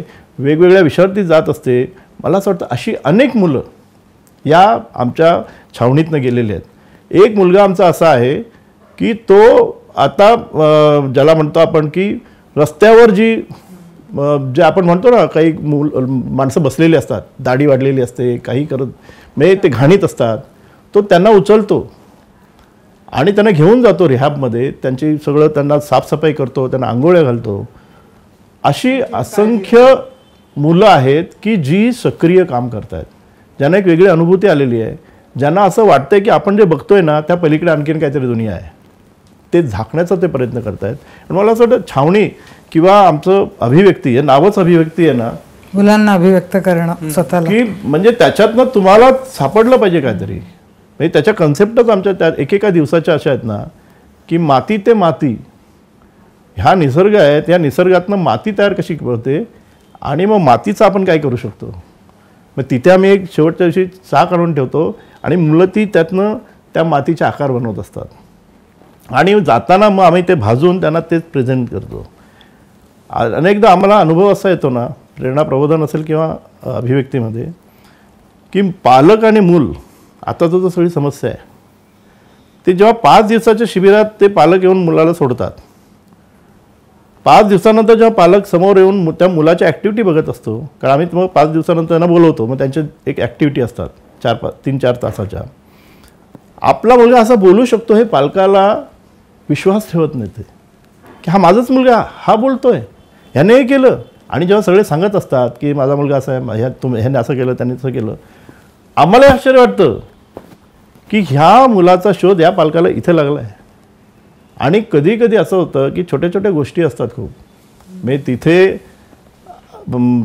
आपण आपलं ताट धुवायचं आहे, तिकडे आल्यानंतर जेव्हा खूप गमतीशीर गोष्टी असतात कधी कधी, जेव्हा ते मूल जातं आपलं ताट धुवायला, मग पालक जातात आपलं ताट धुवायला, तर जेव्हा तो पुरुष आपलं ताट धुत असतो ना, तर त्याची बायको फोटो काढत असते, कारण तिला अनुभव नवीन नाही, ते अलर्ट करतोच ना. असे म्हणजे मला असं वाटतं ह्या छोट्या गोष्टी असल्या ना तरी त्यातला जो काही एक अनुभव आहे, त्यातली जी काही एक समज आहे, त्यातलं जे काही आपण म्हणतो ना बदल, तो असा दिसतो तिथे. आणि म्हणून मला असं वाटतं की ह्या सगळ्या ॲक्टिव्हिटीमध्ये किंवा हे करताना खूप प्लॅन करावं लागतो. की तुम्हाला हे करायचं आहे. म्हणजे उदाहरणार्थ त्या आमच्या अभिव्यक्ती शिबिरामध्ये जसं यांनी सांगितलं की मुलांना अंधाराची भीती असते, तर अंधारच आम्ही घेतला आमचा विषय, अंधारावर ॲक्टिव्हिटी. आणि त्यानंतर मुलांना एक वेगळी त्यातनं वाटतं की नाही असं नाही आहे, मजा पण आहे, ते एक वेगळी गोष्ट आहे. किंवा आकाशदर्शन त्याच्याशी जे जोडून मग तेव्हा त्यांना कळतं की रास आणि हे काय आहे. म्हणजे वैज्ञानिक दृष्टिकोन पण द्यायचा आहे, त्यांना विवेकवाद पण द्यायचा आहे. मग त्यासाठी आपल्याला काय करतं, आता हे जे आमच्या R&D आहे ना, हे खूप चांगलं चालतं की आपण कुठल्या गोष्टी केल्या पाहिजे ज्या शिबिरात आता होत नाहीत. तर या सगळ्या गोष्टी मला असं वाटतं की आपल्याला पण सजगपणे काम करावं लागेल पुढच्या काळामध्ये. म्हणजे मुलं आता वाचत नाहीत, बौद्धिक आता नको वाटतात वारंवार, पण मग आता नवा दृष्टिकोन देण्यासाठी कुठल्या उपक्रमांना आपण जवळ करायला पाहिजे, तयार करायला पाहिजेत, काही आम्ही इन्व्हेंट केलेले आहेत. सो मला असं वाटतं की ह्या खूप वेगळं त्यातलं ते कल्चर आहे. आणि म्हणून म्हणजे 2000 किमान तरुण आज आम्हाला आमच्या त्या लिस्टमध्ये दिसत आहेत की जे या शिबिरातनं गेलेले आहेत. किंवा आज आता हे लॉकडाऊन झालं आणि म्हणून, नाही तर 15,000 12,000 फुटफॉल होतं तिथे वर्षाचं. हे मला असं वाटतं काही तिथे नसताना आहे, केवळ एक अनुभूती आहे. त्यामुळे आमची जी टॅगलाईन आहे ना ह्या छावणीची, ती पण अशी स्वभान ते समाजभान अशीच आहे. आणि याचा टेक अवे असा आहे मुख्यतः की शिबिरामधले आता ट्रस्टमधले काही ट्रस्टी हे शिबिरातले आणि आता आमचा जो मॅनेजर झालाय चांगली नोकरी सोडून 2 वर्ष तो देणार आहे, त्यांनी जबाबदारी घेतली चालवायची. मला वाटतं हे, कारण काय होतं पूर्वी आम्हाला राष्ट्रसेवा दल हे एक असं होतं ना सगळ्या परिवर्तनाच्या चळवळीला की तिथून माणसं मिळायची, तो सोर्स आता कमी झाला आहे. त्यामुळे आता हे आम्हाला हे आपल्याकडेच हे करताना कन्वर्ट्स होण्याची खूप गोष्ट घडते ती की जे दगडी मारत होते नाही, खळखट्याक आंदोलनातली मुलं छावणीत आले ना, खळखट्याक मधली जी जेलमध्ये होती, आई बापाने सांगितलं आता जा, आणि कोणीतरी सांगितलं की छावणीत जा, असं ते सगळं हे आहे. सो आम्हाला त्याचा अभिमान आहे आणि आनंद पण आहे की आपले जे एफर्ट आहेत गेले 25 वर्षाचे किंवा गेले काही दिवस आपण जे करतो आहोत, कारण आमच्याकडे सगळे व्हॉलेंटरी काम करतात, इथे सगळं व्हॉलेंटरी आहे. इथे तुम्हाला कोणी पैसे देणारं नाही किंवा पण, आणि इथे सगळ्यात महत्त्वाचं जे आहे म्हणजे मगाशीच खातवारी सांगितलं की आता आम्ही रिटायर्ड आहोत तसे, कारण तुम्हाला 10 वर्षच ट्रस्टी आहात तुम्ही, तुम्हाला जे पद मिळतं ते त्या 10 वर्षातच तुम्हाला जे काय मिळेल ते, अदरवाईज तुम्ही ट्रस्टी, तुम्ही आता निवृत्त, पण तरीही लोक काम करतात. आम्हाला निवृत्तीचा फील कधीच येत नाही. ते त्याच्यातनं थोडंसं बॅलन्स पण, म्हणजे त्याच्यातले ह्याच्यात हे सगळ्या ज्या गोष्टी सरळ साध्या सोप्या दिसतात त्याच्या मागे एक स्ट्रॅटेजी म्हणून असते, एक विचार म्हणून असतो. तर तेही आपण म्हणजे असं घडलं म्हणजे ते इतकं सहज घडलं असं नसतं, थॉट असतो तसा. म्हणजे जसे तरुणांना वाव देण्याचा प्रयत्न आहे किंवा सिस्टमॅटिकली स्ट्रक्चरली तरुण येतील असं जे एक विंडो ओपन आहे, तसंच अनुभव ज्यांना आहे, ज्यांनी चळवळ पाहिलेली आहे, जे मार्गदर्शन करू शकतील अशांचा सल्लागार मंडळसुद्धा इथे आहे. म्हणजे अगदी चंद्रशेखर धर्माधिकाऱ्यांपासून पन्नालाल चुराणांपासून ते प्रकाश मोहाडीकरांपासून अनेक लोक सल्लागार, अनेक लोक सल्लागार म्हणून. तर त्यामुळे एक तसा ज्याला म्हणतात ते म्हणता येईल की फ्लो आहे, म्हणजे प्रवाही आहे. म्हणून मला कोणी विचारतं की पुढचं स्मारक तू काय म्हणून बघतोयस, तर मला असं वाटतं की ते प्रवाही विचारांचं एक मंथनवन असलं पाहिजे की ते, आणि ते तसंच कन्सिव्ह केलेलं आहे. त्यामुळे मी त्याच्याकडे बघताना असं म्हणतो की आपल्याला काय काय करायचं आहे, तर हा प्रवाह चालत राहील हे पाहिलं पाहिजे आणि ते मंथनवन असलं पाहिजे की जिथे ह्या सगळ्या विचारांचं मंथन सुद्धा घडेल. आणि त्या अर्थाने मला ती देवराई ही संकल्पना खूप मस्त वाटते की ही विचारांची देवराई असली पाहिजे की जिथे अनेक लोक, अनेक प्रकारची लोक, अनेक प्रकारचे विचार घेऊन येतील. आणि त्या दृष्टीने मला वाटतं की हे सगळे उपक्रम जे आहेत किंवा ही सगळी जी माणसं जोडणं आहे किंवा नेतृत्वला पुढे आणण्याचा प्रयत्न जो आहे तो त्या दृष्टीने खूप विचारपूर्वक केलेला आहे. खरं हे सगळं जे केलंय खातूबाई आणि टीमने, आपण जी सुरुवातीला जी आम्ही कल्पना मांडली होती की तरुणांनी नेतृत्व करावं आणि ज्येष्ठांनी सगळं सहकार्य करावं, आणि हे सुरुवातीपासून घडत आलं आहे. म्हणजे आम्ही जेव्हा काम करत होतो त्यावेळेला आमच्याबरोबर ही सगळी ज्येष्ठ मंडळी आणि ज्या समाजामध्ये खूप नाव असलेली म्हणजे चंद्रशेखर धर्माधिकारी, मधुकरराव चौधरी, प्रकाशभाई मोहाडीकर, पन्नालाल सुराणा, भाई वैद्य, ही सगळी मंडळी आमच्या पाठीशी बरोबर सातत्याने होती. मृणालताई तर आम्ही जागा बघायला सुरुवात केली आणि पहिली जागा ज्या भेटतात तेव्हापासून मृणालताई आमच्या बरोबर होत्या. मंत्रालयापासून कुठेही जायचं होतं, ज्या अडचणी यायच्या त्यावेळेला मृणालताई गोरे स्वतः आमच्याबरोबर यायच्या. सातत्यानं आम्हाला आमच्या कुठच्याही अडचणी असतील तरी त्या मंत्रालयामध्ये जाताना त्यांचा उपयोग आम्हाला तसं खूप मार्गदर्शन खूप चांगलं मिळालं. यामध्ये साहित्य संवाद किंवा बायबलबद्दलचं एक आकलन करून घेणं असेल, अनुवाद केंद्र असेल, त्याची चर्चा आपण अगोदर केलेली आहे. तर हे सगळे उपक्रम मला असं दिसतंय नीरजाताई बोलतील खूप ते पण विचारपूर्वक असे डिझाईन केलेले आहेत. म्हणजे बायबलच्या बद्दलचं आकलन आपण करून घेणं, साहित्य संवादाचा उपक्रम अगदी म्हणजे साहित्य संवाद असेल, मायमावशी असेल किंवा जांभेकर पुरस्कार, ह्या सगळ्याच्या मागे काही भूमिका होती आमची कायम.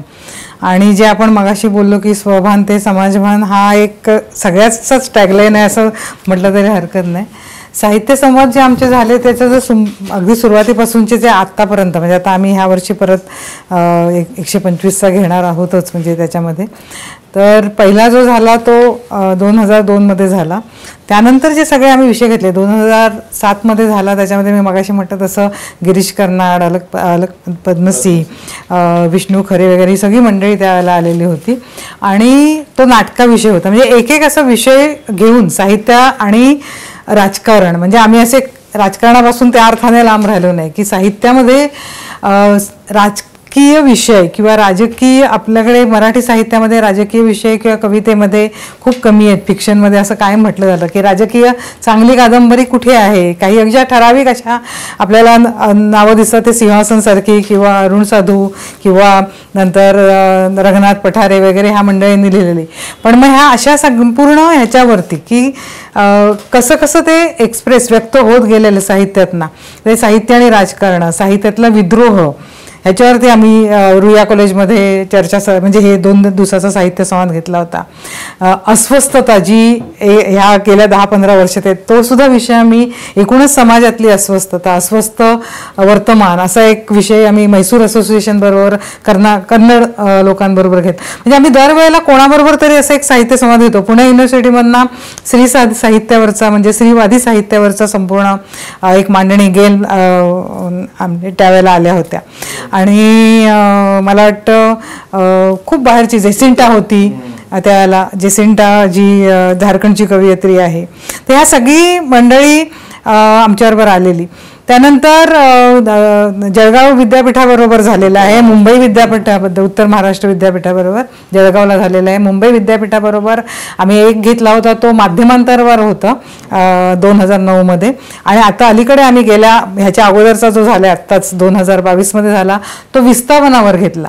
करोना काळामध्ये जे सगळं स्थलांतर झालं तर तो एकच आम्ही डोळ्यासमोर नाही ठेवलं, ते एकूणच जगामध्ये जे विस्थापन झालेलं आहे आणि त्या विस्थापनाचे जे परिणाम झालेले आहेत लोकांवर. आणि त्यातनं म्हणजे आता उदाहरणार्थ आपलं फाळणीसारखी जो मोठा आपल्याकडे जे हे झालेलं आहे, जे घटित आहे त्या घटितावर तो संपूर्ण किंवा अनेक वेगवेगळ्या प्रकारची जी विस्थापनं झाली त्याचं साहित्यामध्ये प्रतिबिंब कसं उमटलेलं आहे त्याच्यावरती घेतलेलं आहे. आणि त्याच्यामध्ये पंजाबी लेखकांपासून सिंधी लेखक ज्यांच्यावर जास्त परिणाम झाला त्या लेखकांना आम्ही बोलवलं होतं. त्याचं मला आठवतं आहे अमर्त्य सेनच्या कन्या त्यांनी त्याचं बीजभाषण दिलं होतं, अंतरा देवसेन यांनी. तर अशी माणसं सगळी आमच्याकडे आतापर्यंत आलेली आहेत. म्हणजे मल्याळी साहित्यातलं तिकडचं विस्थापन वेगळं आहे की नोकरीसाठी घरं सोडलेली लोक, मग दुबईपासून आखाती देशांपासून मुंबईपासून संपूर्ण. तर अशा प्रकारचे सगळे विषय आम्ही जे जगण्याशी निगडीत आहेत ते फक्त खूप असं रोमॅन्टिक जगामध्ये न वावरणारं साहित्य जे आता जगण्याशी आणि सगळ्याशीच म्हणजे त्याच्यातनं वेगवेगळ्या प्रकारच्या आपण म्हणूया की जगणं व्यक्त होतंय मग ते जसं मी म्हटलं की विद्रोही असेल, जो आपला मराठीतला असेल किंवा दलित साहित्यातला असेल किंवा अगदी दलित साहित्याचे ते मराठी दलित साहित्याचे जे पडसाद पूर्ण जगभर, किंवा आपण म्हणूया की म्हणजे आपल्याला कदाचित माहीत नसेल पण जर्मनीमध्ये नामदेव ढसाळांना खूप चांगलं ओळखलं जातं आज, कारण दलित साहित्याचे जे साहित्य तिथे वाचलं जातं की ज्या ब्लॅक लिटरेचरशी आपल्या दलित साहित्याचा कायम तुलना केलेली आहे. तर हे सगळं साहित्य संवादमध्ये आले. माय मावशीमधनं सुद्धा आम्ही भटकळांची भूमिका अशी होती की अनुवादक घडवायचे आहेत आपल्याला. तर सुरुवातीचे जे माय मावशीचे अंक होते त्याच्यामध्ये मुख्य आम्ही जे काही आमची सदरं होती त्याच्यामध्ये अनुभव अनुवादकांचे, वेगवेगळ्या अनुवादकांचे अनुभव काय आहे ते करताना, म्हणजे त्याच्या सांस्कृतिक बंधनं काय येतात, राजकीय बंधनं काय येतात अनुवाद करताना सुद्धा, ती सुद्धा तिथे त्याच्यामध्ये डिस्कस झालेली आहेत. एक आणखीन आमचा खूप मोठा उपक्रम होता, थोर लेखक अनुवादकाच्या भूमिकेत असा आम्ही घेतला होता आणि तो जवळजवळ आम्ही 5-6 अंकांमध्ये ते दिलं होतं आणि त्याच्यामध्ये अगदी मामा वरेरकरांपासून आचार्य यात्रे, विंदा करंदीकर, मंगेश पाडगावकर या सगळ्यांना कव्हर केलं होतं. शांताबाई शेळके असतील, आरती प्रभू असतील, ही सगळी मंडळी अगदी जे कुलकर्ण्यांपासून सगळ्यांच्या त्यांच्यावरती झालेलं आहे आणि ह्याच्यावरती लेख लिहून घेतलं. त्याचं पुस्तक आता साहित्य संस्कृती मंडळ करते की ह्या लेखकांनी अनुवादाचं काम इतकं मोठं केलेलं आहे. जसं विंदा करंदीकर म्हणायचे की प्रत्येक सर्जनशील लेखकाने एकतरी अनुवाद आयुष्यात करायला हवा आणि ते डोक्यात ठेवून हे केलेले. तर त्यामुळे ते सगळे विषय मायमावशीमध्ये कायम आलेले आहेत. आणि अनुवादाचे प्रोजेक्ट अनुवादाचे प्रोजेक्ट घेतलेले आहेत.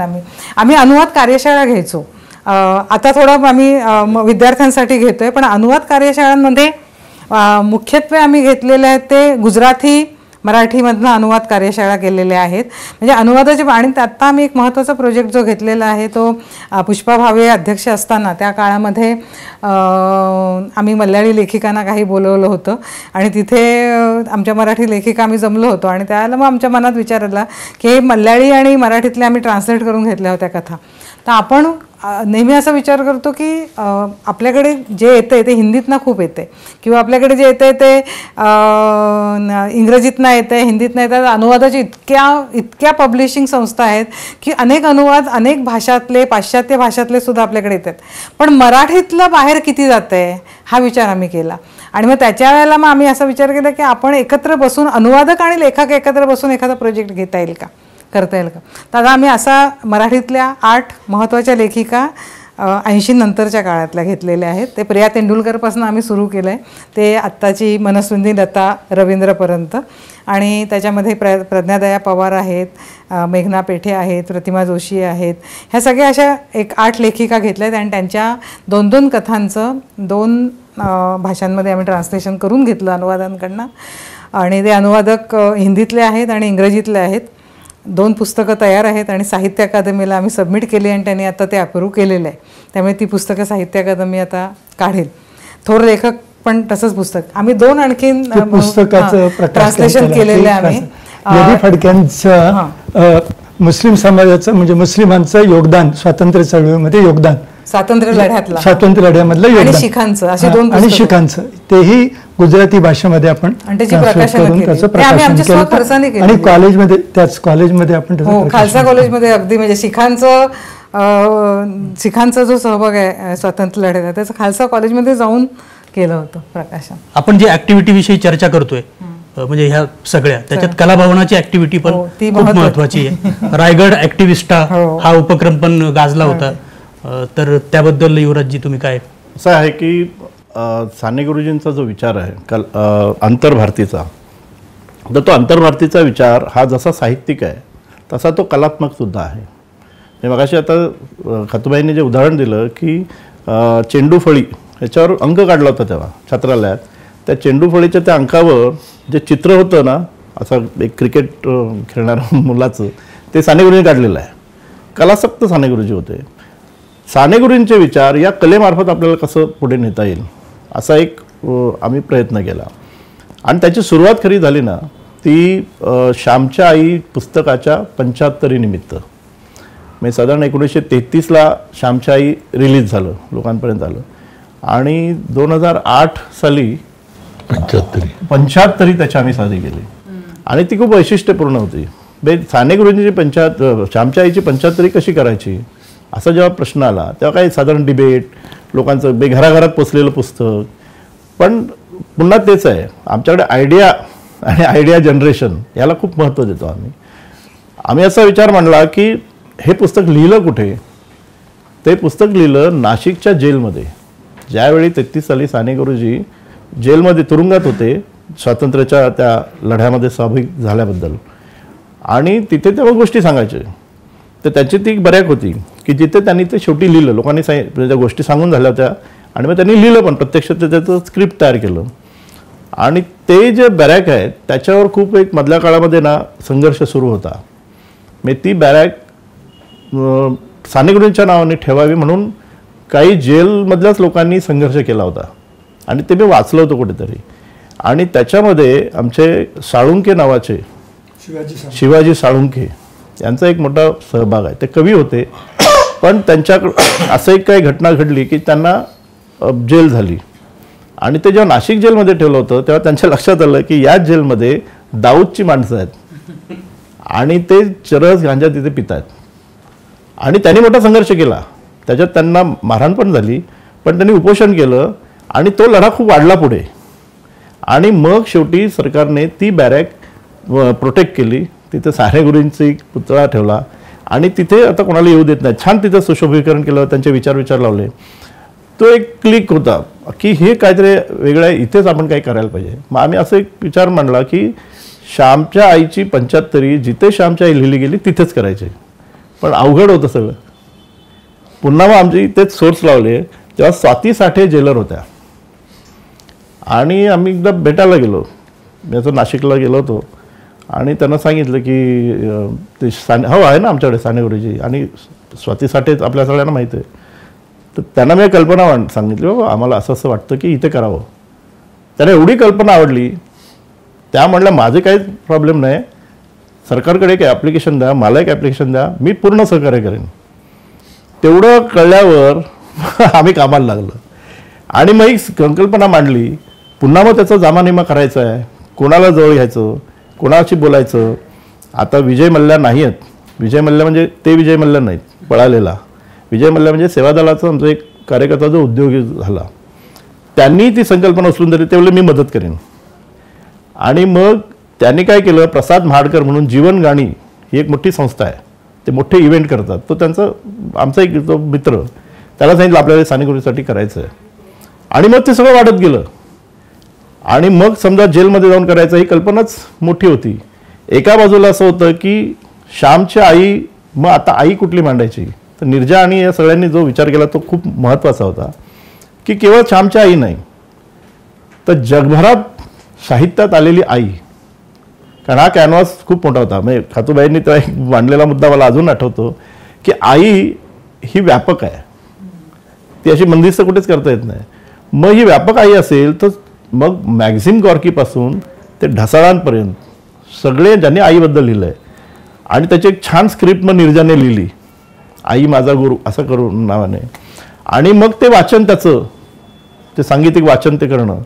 दुसऱ्या बाजूला एका बाजूला हे म्हणजे त्यात नंदू माधव, संदीप कुलकर्णी, किशोर कदम तो तर आमचा आता पदाधिकारीच आहे, पुष्पाताई, संदीप मेहता, ही सगळी माणसं, पुष्पा भावे पण असं सगळं. कारण ते खूप मजा होत गेली ना, असं ते डेव्हलप होत गेलं सगळं. आणि मग जेलमध्ये काय करायचं, मग अशी संकल्पना आणली की जेलमधल्या जे काही कैदी आहेत त्यांचाही सहभाग पाहिजे.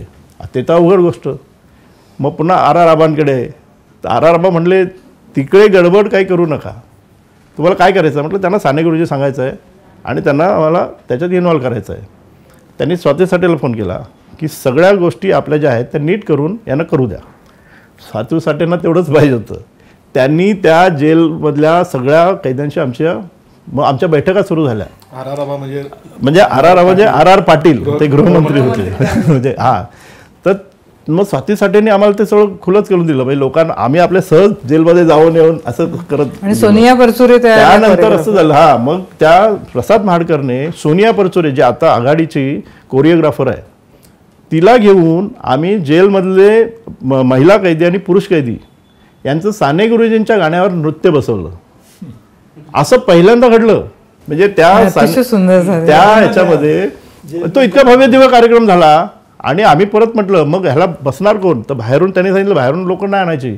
मग आम्ही 10, 50, 100, 200 आत्ता ह्या पलीकडे बाहेरून लोक आणायचे नाही. मग त्यांचे पासेस, सिक्युरिटी हे सगळं. आणि पुन्हा जेलमधले लोक ते जवळपास 2000. त्या दिवशी मग त्यांना जे सश्रम कारावास आहे त्यांना काही द्यायचं नाही, काही नाही, त्यांना नीट पण ते तिथे बसतील अशी व्यवस्था. आणि परफॉर्म कोण करणार, एका बाजूला जेलमधले कैदी म्हणजे त्या महिला आणि ते पुरुष, आणि दुसऱ्या टप्प्यामध्ये आई माझा गुरु, हे सगळे कलावंत. आणि हे असं कॉम्बिनेशन तिकडे झालं ना, मी तुम्हाला सांगतो. आणि आबा त्या कार्यक्रमात आले आणि तो कार्यक्रम साने गुरुजींच्या श्यामच्या आईला किती उंचीवर नेणारा असतो ते अजूनही त्यांच्या लक्षात. सगळ्यांच्या जे ते होते स्वातीसाठी आता भेटल्या की म्हणतात आपण करा असं काहीतरी. सो मला असं वाटतं की ही जी सुरुवात आहे ना, की त्या विचाराला त्या कलेच्या माध्यमातून आपल्याला कसं पुढे नेता येईल. आणि म्हणून मग कलाभवन हा आमचं एक दालन नवं सुरू झालं. 2-3 ॲक्टिव्हिटी आम्ही खूप महत्त्वाच्या केल्या. एक म्हणजे कोची बिनाले नावाचा केरळला एक प्रकार, एक मोठं एक्झिबिशन असतं, 2 महिने चालतं. आंतरराष्ट्रीय कलाकार आणि गावाच्या गावं सजलेली असतात. म्हणजे मला असं वाटतं की भारतातल्या सगळ्या लोकांनी जायला पाहिजे कोची बिनालेला. आणि तिथे गावाच्या गावं सजलेले असतात. गावाच्या गावात रस्त्यावर तुम्हाला काहीतरी भिंतीवर दिसतं, काहीतरी इन्स्टॉलेशन दिसतं. म्हणजे एकदम आपल्याला अनुभूती म्हणजे काय, कलाकार व्यक्त होतो म्हणजे काय, बोलतो म्हणजे काय, हे एका भाषणापेक्षा खूप प्रभावी असतं. आम्ही सगळे गेलो, आम्ही सगळे मग खातोबाईंच्या नेतृत्वाखाली आम्ही तिकडे गेलो. चला आपण कोची बिना, आम्ही हे पण केलं, खूप फिरलो खूप आम्ही. आणि प्रवासात आमच्या ज्या चर्चा होत्या ना, तुम्हाला सांगतो कुठल्याही चर्चा सत्रातून होणार नाहीत इतक्या आमच्या त्या प्रवासातल्या चर्चा होत्या. आणि कुठलाही विषय. आणि मी काय बरं, मी यांच्यात लहान होतो पण मी आगाऊपणे काही यांना विचारायचो. त्या पुष्पाबाई होत्या, पण ते चर्चासत्र इतकी आमचे छान व्हायचे ना की त्यातनं खूप जनरेट आमच्या त्या गाडीच्या प्रवासातच खूप व्हायचं. कोची बिनालेला गेल्यावर आमच्या लक्षात आलं महाराष्ट्रात आपण काहीतरी करूया. आणि मग पुण्याचेच राजीव सुतार आहेत, मोठे कलाकार आहेत, किंवा वैशाली ओक त्यांची, त्यांच्या पण कलाकार आणि त्यांची बायको. आणि दुसऱ्या बाजूला राजेश कुलकर्णी, ज्यांचा आकार पॉट म्हणून रायगडमध्ये मोठं काम करतात, पॉटर समजतात त्याला सांगतात ते. आणि या सगळ्यांना घेतलं, त्यात स्नेहल एकबोटे वगैरे असे सगळे कलाकार मग येत गेले. ते सगळे आम्ही तिकडे होतो. मग आम्ही म्हटलं इथे करूया, पण इथे करताना वेगळं आपण करूया. आपल्याला सगळ्यांना इन्व्हॉल्व करायचं आहे, कलाकार खूप आले पाहिजेत आणि मोठं करू. फक्त आपलं पुन्हा येत असतं की आम्ही कार्यक्रम ठरवतो आणि पैसे, मग ते पैसे तसेच गोळा होत असतात. कधी आम्हाला फार एफर्ट घ्यावे लागले नाही त्याला. तर ते करताना आम्ही म्हटलं आपण काय करूया की ही कला सादर करणं, हे इन्स्टॉलेशन असेल, हे काहीतरी त्याला एक विचार पाहिजे, काहीतरी एक बेस पाहिजे. मग आम्ही असं ठरवलं की दत्ता इसवलकर गिरणी कामगारांचे मोठे नेते होते. गिरण्या बंद झाल्या पण तो लढा त्यांनी चालू ठेवला होता. त्या कामगारांना न्याय देण्याचं काम त्यांनी केलं होतं. तर त्या दत्ता इसवलकरांच्या त्या गिरणी हक्कांसाठी जे तो संघर्ष होता, तो संघर्ष हा आपला विषय आहे, गिरणी कामगारांचा लढा. आणि दुसऱ्या बाजूला मेधा पाटकर यांचा जो नर्मदा घाटीमध्ये जो संघर्ष चाललेला आहे विस्थापितांसाठीचा, तर तो नर्मदा घाटीतला लढा आणि गिरणी कामगारांचा लढा हे आपले विषय. आणि ह्याच्यामध्ये आर्टिस्ट आणि ॲक्टिव्हिस्ट ह्या दोघांना म्हणून ते भेटून त्याच्यात ॲक्टिव्हिस्ट असतात. आणि आम्ही काय केलं, त्याच्यामध्ये जवळपास 60 कलाकार आले, काही परदेशी होते. ते राजू सुतारांनी सगळं केलं. आणि आम्ही नुसतं तेवढं ना, राजेश कुलकर्णी आणि यांनी आम्ही काय केलं, या सगळ्या कलाकारांना घेऊन तिकडे नर्मदा घाटीत गेले आणि अनुभव घ्या, विस्थापन काय झालंय, ते काय आहे, ते कसं होतं, त्यांच्याशी बोला. एकदम भाषा आणि खूप त्याचं एक धमाल होती ती एक आणखीन वेगळी. त्या सगळ्यांना घेऊन आम्ही मुंबईतल्या गिरण्यांना तिकडे, आत्ता कामगार कुठे आहेत, गिरण्यांची अवस्था काय आहे, पुन्हा ते सगळे जे काही लढा करणारे लोक होते, दत्ता इसवलकर, त्यांचे सगळे सहकारी, आणि त्यांच्याशी त्या गप्पा, त्यांचं सगळं ते जे सगळं अनुभव. आणि मग त्या आधारे त्यांनी इन्स्टॉलेशन्स केले. म्हणजे इतकी ते इन्स्टॉलेशन्स पण तुम्ही बघण्यालायक होती. तर जवळपास 1 महिना ती इन्स्टॉलेशन होती साने गुरुजी राष्ट्रीय स्मारकामध्ये माणगावला. म्हणजे राजेश कुलकर्णीने म्हणजे किती पाणी गावात चढलं आणि किती बुडीताखाली गाव गेलं, आणि त्या पाण्याची आता उंची किती आहे, म्हणजे तिथली मंदिरं खाली आहेत, घराच्या घरं, बागाच्या बागा, लोकांच्या शेती सगळं पाण्याखाली आहे. तर ते पाण्याची उंची किती, अशी एक फुटपट्टी लावली होती स्मारकामध्ये.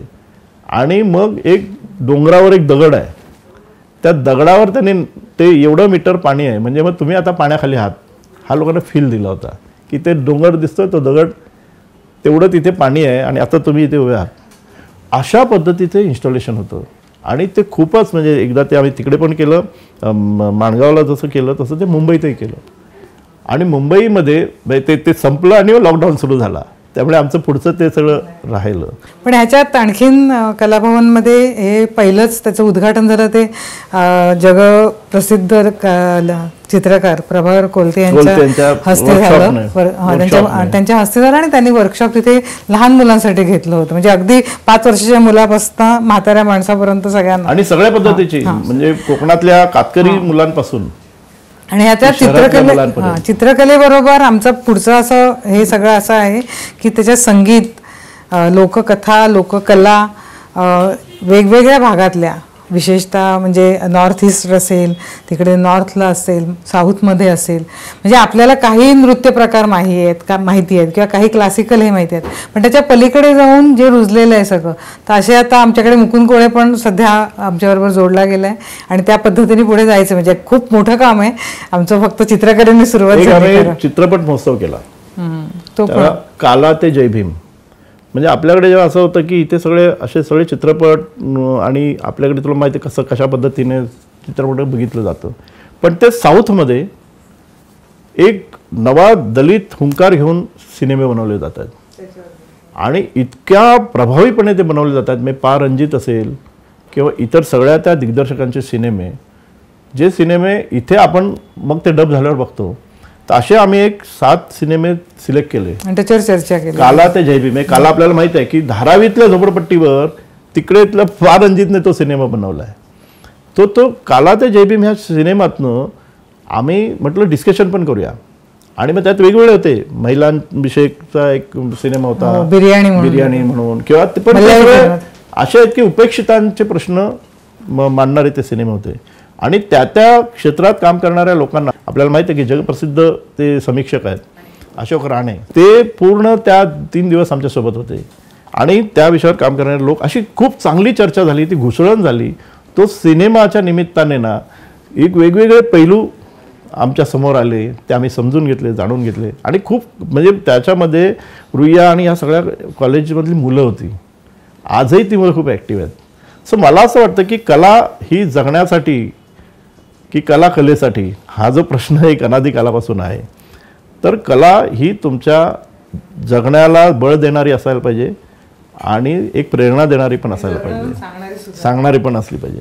हा विचार घेऊन आता कलाभवन हे आम्ही एक दालन सुरू केलं. त्याचं ही सगळी आपण जी उपक्रमाबद्दल चर्चा करतोय त्यातनं असं एक दिसत होतं की एक खूप मोठं काम उभं राहतंय आणि गेली 25 वर्ष ते सुरू आहे. खातूबाई, पुढच्या काळामध्ये तुम्ही ह्या संस्थेचं कामाची जी व्याप्ती आहे किंवा त्याचं पुढे कसं बघताय तुम्ही पुढे? त्याच्याकडे वळण्यापूर्वी फक्त एकच सांगायचं राहून गेलं की आमच्या ह्या सगळ्या प्रवासामध्ये साने गुरुजींचं घर आहे ते आम्ही हे करून तिथे स्मृती भवन हे केलं आहे आणि अतिशय सुंदर असं ते एक उभं राहिलं. आणि आमचे जे डोक्यात होतं 50 किलोमीटरवर असल्यामुळे खूप कनेक्टेड असं तो आमचा आहे. आणि आमचं पहिलं शिबिर दरवर्षी तिथली जी शाळा आहे साने गुरुजी विद्यालय त्या मुलांचं होतं की जे ते आमचे गेस्ट असतात, त्यांना आम्ही कुठलंही शुल्क लावत नाही. आणि एका अर्थाने हळूहळू ते गावच अडॉप्ट झालं, एवढ्या पिढ्या गेल्या, आता ते आमचंच गाव झालं. सुधाताई तो एक सगळा भाग आहे तो. ते खरं कसं ते केलं, सुधाताईंचं केवढं मोठं कॉन्ट्रीब्युशन आहे ते देसाई सांगतील. आता खरं तर मी म्हटलं तसं की आपण भविष्याकडे बघताना आणि आजच्या परिस्थितीमध्ये ठाम स्टेटमेंट करण्यासारखी काही परिस्थिती आहे असं मला वाटत नाही. पण मला असं वाटतं की आपल्याकडे खूप निगेटिव्हिटी आहे, ती दूर करायचं एक मोठं काम आपल्याला करावं लागेल राष्ट्रीय स्मारकाला. उदाहरणार्थ आता मी सार्वत्रिक असं ऐकतो आणि हे करतो की मध्यम वर्ग बिघडलाय, तो आमच्याबरोबर नाही, चळवळीचं त्यांना काही देणं घेणं नाही, स्वयंकेंद्रित झालाय. मला त्याच्याशी डिसॲग्रीमेंट आहे. माझं असं म्हणणं आहे की आजचा मध्यम वर्ग हा आमच्याच घरातला आहे. आमचीच मुलं परदेशात आहेत, तेच आज हायफाय जगतात, त्यांच्याच आकांक्षा वेगळ्या आहेत. म्हणजे काय ते बिघडले तसं आपण म्हणायचं का ते पुढे गेले तसं म्हणायचं? तेव्हा आपल्या आकांक्षा आणि त्यांच्या आकांक्षामध्ये फरक पडतोय. त्यांचे चॅलेंजेस आम्हाला समजले पाहिजेत. जसं सिंगल चाइल्डचं चॅलेंज आहे तसं सिंगल पेरेंटचं चाइल्ड आहे सुद्धा आहे. वेळेवर न मरणारे आई वडील आणि त्यातून निर्माण होणारे 60-70 आली, त्यांना आपल्या आई वडिलांचं ऐकावे लागतं आणि आता करावंही लागतं. त्यांना जगायची जागाच राहत नाही. हे जे नवे प्रश्न आहेत यालाही सामोरं कारण मी म्हटलं तसं ना की साने गुरुजींचं जग गेलं. काने गुरुजी 50व्या वर्षी गेले म्हणून लोक काय म्हणतात की साने गुरुजी फार लवकर गेले. खरं 45व्या वर्षी गेले ना, पण 50व्या वर्षी. पण ज्या वेळेला साने गुरुजी गेले त्यावेळेला भारताचं ॲव्हरेज जे वयोमान होतं ते 45 होतं. म्हणजे ते काळाच्या पलीकडे गेले ना. आणि साने गुरुजी हे फिलॉसॉफीचे अभ्यासक होते आणि फिलॉसॉफीमध्ये आपल्याला असं दिसेल संत साहित्यामध्ये की काम झालं तुमचं, ज्याच्यासाठी तुम्ही आलात ते संपलं म्हणजे तुम्ही हे घ्यायची, मुक्ती घ्यायची, समाधी घ्यायची. आणि म्हणून तर ज्ञानेश्वर 14व्या वर्षी समाधी आणि समाधीस्थ झाले ना. मला काय वाटतं की आता अडचण आपल्याकडे अशी आहे, मेडिकल सायन्सेसने प्रश्न सोडवले, त्यांनी निर्माणही केले. जीवनाचा आपल्याला स्वीकारच नाहीये मरण्याचं टोक. असं दुसरं टोक न हातात घेता आपण जगायला लागलो तर त्याचे ताणतणाव येते. मला वाटतं तो एक भाग आहे. दुसरं मला असं दिसतं की ह्याच मध्यम वर्गातून एन्व्हायरमेंट चळवळीत कोण आहे, आजच्या जेंडरच्या चळवळीमध्ये कोण आहे, आज जे उत्तर भारतामधले सिनेमे येत आहेत जे मेनस्ट्रीम नाहीत ते सेक्सबद्दल किती बोलत आहेत आणि किती वेगळ्या पद्धतीचं बोलत आहेत. आता माझं असं म्हणणं की ही स्पेस ओळखणं आणि ह्या स्पेसला अभिव्यक्तीला त्याच्या पुढे नेण्याला हे करणं. आणि आपल्याला असं दिसेल की ह्याच्यात आंतरभारतीचा मेसेज आहे. कारण की सर्व तरुणांचे आता प्रश्न सारखेच आहेत ना. ते जर जोडले तर त्यांना दिसेल की आपण तिथेच आहोत. आपल्याला आपण खूप आता मला नेहमी वाटतं की आज जे राजकारण चाललंय हे राजकारण कोणाच्या विरोधात आहे असं आपल्याला वाटतं? सर्वसाधारणपणे आपलं म्हणणं आहे की ते मायनॉरिटीच्या विरोधात आहे. माझं असं ऑब्झर्वेशन आहे की आज तुरुंगात जाणारे ज्यांच्यावर FIR होत आहेत, जे द्वेषाकडे वळलेत, ज्यांचं मनस्थिती द्वेषात्मक बनलेली आहे, त्या मुलांचं भवितव्य नाही डोक्यात येत आहे. ते कुठले आहेत? हा सेल्फ गोल आहे. जे लोक त्या हिंदू समाजाचं किंवा भारतीय समाजाला वर न्यायला बघतायत हे सेल्फ गोल करत नाही आहेत, पण ते त्यांना कळत नाही आहे. मला असं वाटतं की ह्याची सुद्धा आपण करून देणं आणि व्हॉट इज पॉसिबल. म्हणजे मी नेहमी एका पुस्तकाचं हे करतो की नॉर्थ साऊथ डिवाइड म्हणून एक जे पुस्तक आलंय त्याच्यामध्ये साऊथकडच्या स्टेट्सनी कितीतरी प्रश्न सोडवलेत. हेल्थचे सोडवलेत, एज्युकेशनचे सोडवलेत. Education not alignment but as asset हे त्याच्यामध्ये आणलंय. खूप नवीन मांडलं जात आहे. आजचे जे नवीन विचारक आहेत, माझं म्हणून मी नेहमी म्हणतो की आपण मार्क्स गांधीपासून सुरू करू नका. तुम्ही आता रघुराम राजन हा कॅपिटल 21st सेंचुरीवाला आपला हा आहे, थॉमस पिकेटी, या लोकांचे पुस्तकापासून ह्याच्यापासून सुरुवात करा. मग तुम्हाला कळेल की आम्हाला मुलांना काय द्यायचं आहे. आणि माझी खात्री आहे असं जर तुमच्यामधून यायला लागलं ना तर हे स्मारकाची वाटचाल पुढे राहील. आणि मी स्वतः असं मानतो की कुठलीही एक संस्था ही अशी असू नये की ती दुसरं कोणालाच करता येणार नाही. माझं ह्याला भर असतो की कुठलीही तुम्ही काम कराल ना ते मल्टिप्लायबल असलं पाहिजे, दुसऱ्यांनाही करता आलं पाहिजे. त्याच्यातच सौंदर्य आहे. कारण तुम्ही कुठे पुढे पडणार, का करावं तुम्ही सगळं? तुम्ही काही ठेका घेतलेला नाही. तो त्यांना करायला हे देईल, वाव देईल असं घडणे हे या स्मारकाचं यश होईल. नीरजाताई तुम्ही काय सांगा? नाही, भाई म्हणतात तसंच मी म्हणेन की इव्हन सामने गुरुजींना सुद्धा मला वाटतं आपण लहानपणापासून श्यामच्या आईमध्येच बंदिस्त करून ठेवलेलं आहे सर्वांनी. तर त्याच्या पलीकडे जाऊन साने गुरुजींना पाहणं म्हणजे बाकीची साने गुरुजींची पुस्तकं किती लोकांनी वाचलेत हा नेहमी मला प्रश्न पडतो. म्हणजे आपण वाचलं ते कसं मनूबाबा, गोड गोष्टी, बेबी सरोजा ही लहानपणी वाचलेली आणि त्यातलेच साने गुरुजी आपल्याला केवळ माहिती आहेत. तर साने गुरुजी युवराज सांगेलच ते, पण मला वाटतं की साने गुरुजी ह्याच्या पलीकडे आहेत. आणि त्या दृष्टीने आणि जे नवीन पिढीचं आपण म्हणतोय ना की इतके कॉमन प्रश्न आहेत ते जगभरातले भाई मला वाटतं केवळ पूर्ण भारतातले नाही आहेत तर आत्ताच्या आत्ताच्या तरुण पिढीबद्दल पुढचे प्रश्न खूप वेगळे आहेत आणि त्यांच्यावर एवढे टॅबूज आहेत आता की त्यांना सोडायचं आहे आपल्याला आणि आपण अजून त्यांना त्या संस्कार काही आपल्या चौकटी आहेत संस्काराचे त्याच्यामध्ये बांधून ठेवलेलं आहे आणि त्या मुलांना मोकळं सोडणं मोकळा विचार करायला लावणं हे आत्ता आम्हाला वाटतं आम्ही हे पुढे करू साने गुरुजी स्मारकातनं असं मला वाटतं की प्रत्येकाला आपला आपला अवकाश आहे. त्यांनी म्हणजे आपले काय आत्ताही मी बघते अनेकदा असे मेसेजेस फिरतात ना मग वृद्धाश्रमामध्ये आईवडील जातात किंवा असे आणि इतकं इमोशनल करून टाकतात ना सगळ्यांना. ते हे अशा प्रकारचे इमोशनल करून प्रॅक्टिकलसुद्धा त्यांना वेगळ्या पद्धतीने आपणच आईबापाने केलं पाहिजे की तुम्ही आमच्यापासून आता मोकळे आहात आणि तुम्ही तुमचा अवकाश तुमचं जगणं जगा. तर ह्या मुलांना त्यांचा विचार करायला लावला पाहिजे त्यांच्या पद्धतीने जगणं त्यांना जसं जगायचं आहे आत्ताच्या. पण पुढचे मला असं वाटतं प्रश्नच इतके वेगळे असणार आहेत ना. आपण ज्या प्रश्नांबरोबर त्या 70-80च्या दशकात समजा मी जगले ते प्रश्न आत्ताच्या मुलांचे नाही आहेत. आत्ताच्या मुलांचे प्रश्न खूप वेगळे आहेत आणि मला वाटतं आम्ही स्वभान समाजभानमधनं हे करतोय. तर साने गुरुजी स्मारक पुढच्या काळामध्ये हा मुलांना अवकाश आणि आणखीन व्यक्त होण्यासाठी अवकाश देईल आणि पुढची पिढी येईल आमच्याकडे ते कदाचित आणखीन वेगळ्या प्रकारच्या स्मारकाचं स्वप्न पाहिल. जे आम्ही पाहिलं ते आमच्या मनातलं असेल बाईंनी पाहिलं ते त्यांच्या मनातलं असेल. पुढची पिढी आणखीन वेगळ्या प्रकारचं स्वप्न घेऊन येईल. नाही असं आहे मला 2 गोष्टी वाटतात की साने गुरुजी स्मारकामध्ये मी का काम करतोय हा जो ट्रिगर पॉईंट जो होता ना तो ट्रिगर पॉईंट तोच होता की साने गुरुजी एक ज्या पद्धतीने आम्ही सेवादलात किंवा कथामालेतनं किंवा ऐकत होतो त्या पलीकडे एक साने गुरुजी आहे त्याचा शोध लागला होता. म्हणजे उदाहरण सांगायचं झालं तर साने गुरुजींची कायम जी एक चित्र असतं ते बसलेलं आहे. हे साने गुरुजी उभे करायला पाहिजेत. माझे वडील मला नेहमी सांगायचे एक गोष्ट की बसलेल्या बुद्धापेक्षा उभा बुद्ध आहे ना तो प्रेरणादायी आहे की जो फिरतोय ज्ञान मिळवतोय तो बुद्ध ठीक आहे पण त्याला ज्ञान मिळाल्यानंतर पुढे काय. तीच अवस्था मला साने गुरुजींचं बघतो की बसलेल्या साने गुरुजींपेक्षा जे चालणारे साने गुरुजी आहेत. साने गुरुजींचं साहित्य वाचताना एक लक्षात असं येतं की जे आपण कधीच मांडत नाही. या देशातलं टोल विरुद्धचं पहिलं आंदोलन साने गुरुजींनी केलं आहे 1930 साली आणि ते शेतकऱ्यांच्या त्या सगळ्या बैलगाड्यांवर इंग्रज सरकारने टोल लावला होता. आता आपण टोल म्हटलं की भलतेच लोक समोर येतात पण साने गुरुजींनी त्या सगळ्या लोकांना शेतकऱ्यांना एकत्र करून त्या टोल विरुद्धचं पहिलं आंदोलन यशस्वी केलं आणि तिथून पुढे गेले.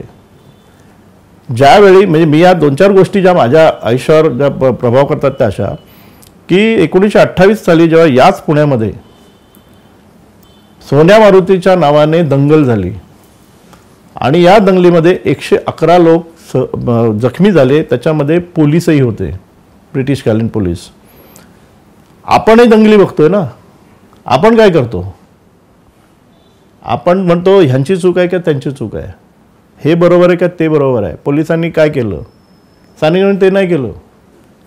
साने गुरुजींनी आत्मक्लेश केला स्वतःला बंदिस्त करून घेतलं आणि बंदिस्त करून घेता घेता त्यांनी लिहिलं. त्यांची शस्त्र त्यांनी वापरली त्यांनी लिहिलं आणि ते जे लिहिलं सोन्या मारुती हे सोन्या मारुती आज जे हनुमान चालीसाने उन्माद आणतात ना त्यांना उत्तर आहे. ही उत्तर आम्ही साने गुरुजींनी दिलेत आम्हाला की चिकित्सा पण धर्माची करायची ती कशी करायची. धर्म आपल्याला हवा आहे पण तो धर्म कसा पाहिजे आजूबाजूच्या जगण्याशी त्याचा काय संबंध आहे. त्या पुस्तकाचं आम्ही अभिवाचन करतो. इतकं प्रभावी होतं ते की ते असं वाटतं की आजच्या काळातलं आहे कारण ते युनिव्हर्सिटीतलं तरुणांचे जे काही प्रश्न आहेत विद्यार्थ्यांचे त्याच्यावर बोलतं. ते हॉस्पिटलमध्ये असलेल्या रुग्णांच्या समस्येविषयी ते बोलतात. ते शेतकऱ्यांच्या विषयावर बोलतात. म्हणजे आपल्या आजूबाजूच्या असलेल्या सगळ्या प्रश्नांना घेऊन तर सोन्या मारुती त्या दंगलीचा संदर्भ देऊन ते आत्ता आणतात आपल्याला. मला ते सगळ्यांना गुरुजी महत्त्वाचे वाटतात आणि मला असं वाटतं की पुढच्या काळामध्ये जेव्हा आपण शाहू फुले आंबेडकर गांधी त्याच्याबरोबर साने गुरुजी हे नाव जोडलं पाहिजे कारण तेही एक प्रेरणा आहे. आणि साने गुरुजी केवळ म्हणजे किती वेगवेगळ्या क्षेत्रात काम केलं त्यांनी आणि तिथे प्रेरणा दिलेली आहे. खरा तो एकच धर्म जगाला प्रेम अर्पावे हा मूलमंत्र कुठल्याही वेदात सापडणार नाही. तो त्यांनी देऊन गेलेत ना 2 ओळीत. मला असं वाटतं पुढचं जे सगळं तुमचं आहे पुढचं जे सगळं जगणं आहे हे याच होती होणार आहे. आणि म्हणून मला असं वाटतं साने गुरुजी स्मारकाची जबाबदारी काही अख्खं जग बदलायची नाही आहे, पण साने गुरुजी स्मारक म्हणून हाच विचार पुढं नेणं, तो प्रभावीपणे तरुणांपर्यंत नेणं, तो विद्यार्थ्यांपर्यंत नेणं, तो समाजामध्ये नेणं आणि त्याचबरोबर वेगळ्या संकल्पनेतनं नेणं. आता जुन्या बुरसटलेल्या गोष्टी आपण करत बसलो, ते मंचीय कार्यक्रम, चर्चीय कार्यक्रम, तर ते होणार नाही. आम्ही वेगळे आहोत, ते यासाठी वेगळे आहोत आणि त्याचा तो प्रभाव आहे तो समाजावर पडतो. आणि मला असं वाटतं की त्यातनं आम्ही जो काही एक स्वतःला पण आमची पण उभारणी झालेली आहे ना. 25 वर्षामध्ये नुसतं स्मारक नाही उभं राहिलो, आम्ही उभे राहिलो. अगदी बरोबर आहे. आमच्या आयुष्य बदललेली आहेत आणि आम्हालाही तो सापडलेला धागा ना काय जगावं. म्हणजे जसं मी सांगितलं की पैसे कुठले घ्यायचे नाहीत, हे जसं तुम्हाला नाही म्हणण्याचा एक अधिकार लागतो, नाही म्हणण्याची एक ताकद लागते, तशीच काय करावं, मग कुठे उभं राहावं. साने गुरुजी उभे राहिलेत. जेव्हा जेव्हा कठीण परिस्थिती होती तेव्हा ते उभे राहिलेले आहेत. सो मला असं वाटतं की हे प्रेरणा आहे आणि ही प्रेरणा माणसाला, प्रत्येक माणसाला एक ट्रिगर लागतो. आपण आयुष्यात का जगतो? काहीतरी एक ट्रिगरसाठी जगतो ना, काहीतरी एक प्रेरणा लागते. ही प्रेरणा आजूबाजूलाच आहे, ते काय बाहेरून येत नाही. संस्कार विकत मिळत नाही की 10 रुपये द्या माझ्या मुलाला जरा संस्कार द्या. त्यासाठी एफर्ट असतो, तो घ्यावा लागतो.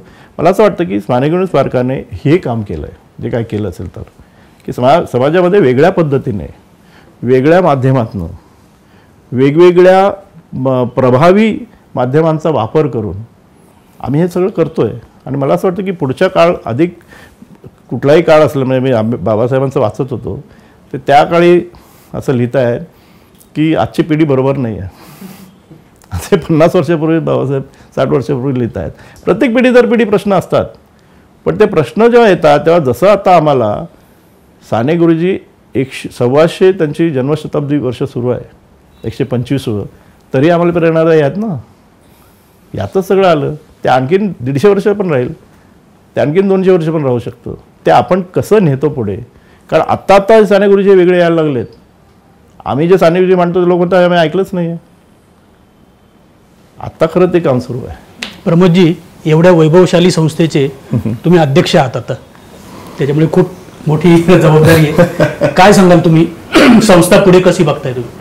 मला असं वाटतं की खूप चांगली चर्चा झाली आणि मला म्हणजे साने गुरुजी स्मारक हे साने गुरुजींनी जी त्यांच्या लिखाणातून आणि त्यांच्या सगळ्या संघर्षातून उभी केलेली आयडिया ऑफ इंडिया, ज्याला आपण आता म्हणतो, ती आयडिया ऑफ इंडिया पुढे घेऊन जात असताना आत्ताच्या भारताचे जे काही प्रश्न आहेत, जे खातूबाईंनी आणि इतर सगळ्यांनीच मांडलेले आहेत, आणि त्याला कशा पद्धतीने भिडलं पाहिजे याबद्दलचं पण विवेचन झालेलं आहे. तर ते लक्षात घेत मी ते आपल्याला पुढे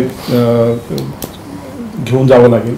आणि ते करत असताना मगाशी मी जे एक म्हटलं की साने गुरुजी स्मारक हे मंथन वन झालं पाहिजे त्या अर्थाने, आणि हे करत असताना 3 पातळ्यांवरती मी त्याला पाहतो. आणि हे सगळं करण्यासाठी साने गुरुजी स्मारकाची सुरुवात झाली त्यापासून, म्हणजे सुधा बोडा, तुलसी बोडा या मंडळींनी आणि स्मृती भवनाबद्दल एक संकल्पना मांडली होती आणि त्याच्यानंतर स्मारक म्हणून हे उभं राहिलं. आपण त्याच्याबद्दल चर्चा केलीच आहे. तर हे पुढे घेऊन जाताना मला असं वाटतं की 3 पातळ्यांवरती मी त्याच्याकडे पाहतो की ह्याला गायडिंग फोर्स काय असेल. तर गायडिंग फोर्स हा अर्थातच साने गुरुजींचे विचार आणि त्याला कुठेही म्हणजे साने गुरुजींना देव करण्याचं कारण नाही आहे, त्याला त्याच्याबद्दल चिकित्सा सतत करत राहू. आणि ते प्रवाही विचार जे आहेत ते मला असं वाटतं की संविधानामध्ये त्याची एक सूत्र सापडतात. आणि म्हणून पुढच्या काळामध्ये संविधान संवर्धन आणि त्याचे विचार अधिक पोचवण्याचं काम स्मारकाला करावं लागेल. आणि ते अधिक कसं करता येईल ते आपल्याला पाहावं लागेल. दुसरं असं हे करत असताना मगापासून जे येतं की आपल्याला सृजनशील उपक्रम सुरू करावे लागतील, त्याच्यातलं नाविन्य शोधावं लागेल, नवीन लोकांपर्यंत पोचावं लागेल. बऱ्याच वेळेला आपल्यावरती एक टीका होते की तुम्ही जे कन्वर्ट आहेत त्यांनाच परत कन्वर्ट करत असतात, त्याच लोकांना सांगत असतात. तर ते न होता नवीन उपक्रमांपर्यंत पोहोचणं, नवीन उपक्रम घेऊन लोकांपर्यंत जाणं, नवीन कल्पना घेऊन नवीन लोकांसहित लोकांपर्यंत जाणं, हे स्मारकाला किंवा लोकांना बोलवणं हे स्मारकाला करावं लागेल. आणि तिसरं महत्त्वाचं की मगाशी जे खातूबाईंनी म्हणाले की सगळं आपणच करायचं आहे असं नाही, आणि आपण जे करू ते फक्त आपणच करू शकतो असंही नाही, ते अनेक पटीने अनेक पद्धतीने इतरांनीही करायला पाहिजे, इतरांचाही सहभाग त्याच्यामध्ये असला पाहिजे. तर त्या अर्थाने की सविचार, लोकांबरोबर सहकार्य आणि भागीदारी असं आपल्याला करावं लागेल की जे ह्या पद्धतीचा विचार मांडतायत, या पद्धतीने समाजाला पुढे घेऊन जात आहेत, त्यांच्या बरोबरीने काम करणं असं स्मारकाला करावं लागेल. आणि त्याची सुरुवात आपण 125वं जे अभियान आहे त्या अनुषंगाने करतोय. जवळजवळ 81 संस्था संघटनांबरोबरीने या अभियानाची सुरुवात झालेली आहे, आणि ते एक सैल असं नेटवर्क आहे की जे लोक आपापल्या पद्धतीने साने गुरुजींच्या आपल्याला समजलेले विचार लोकांना आपापल्या उपक्रमातून पोहोचवण्याचा प्रयत्न करतायत. तोच एक धागा पकडून स्मारकाची पुढची वाटचाल राहत राहील. सतत चर्चा करणं, विचार करणं, नवीन नवीन कल्पना लोकांकडून घेत राहणं आणि पुढे सरकणं असं करेल. आपण खूप चांगली चर्चा केली. 25 वर्ष जे उपक्रम राबवले त्यासंबंधी लोकांना उत्सुकता वाटेल की आपण तिथे जावं, सुंदर परिसर बघावा, या सगळ्या उपक्रमांबद्दल जाणून घ्यावं. एवढी उत्सुकता जरी आपण ह्या चर्चेतून नेऊ शकलो पुढे तर खूप मोठी गोष्ट आहे. इथेच आपण थांबूया. तुम्हा सगळ्यांचे वेळ दिल्याबद्दल आभार.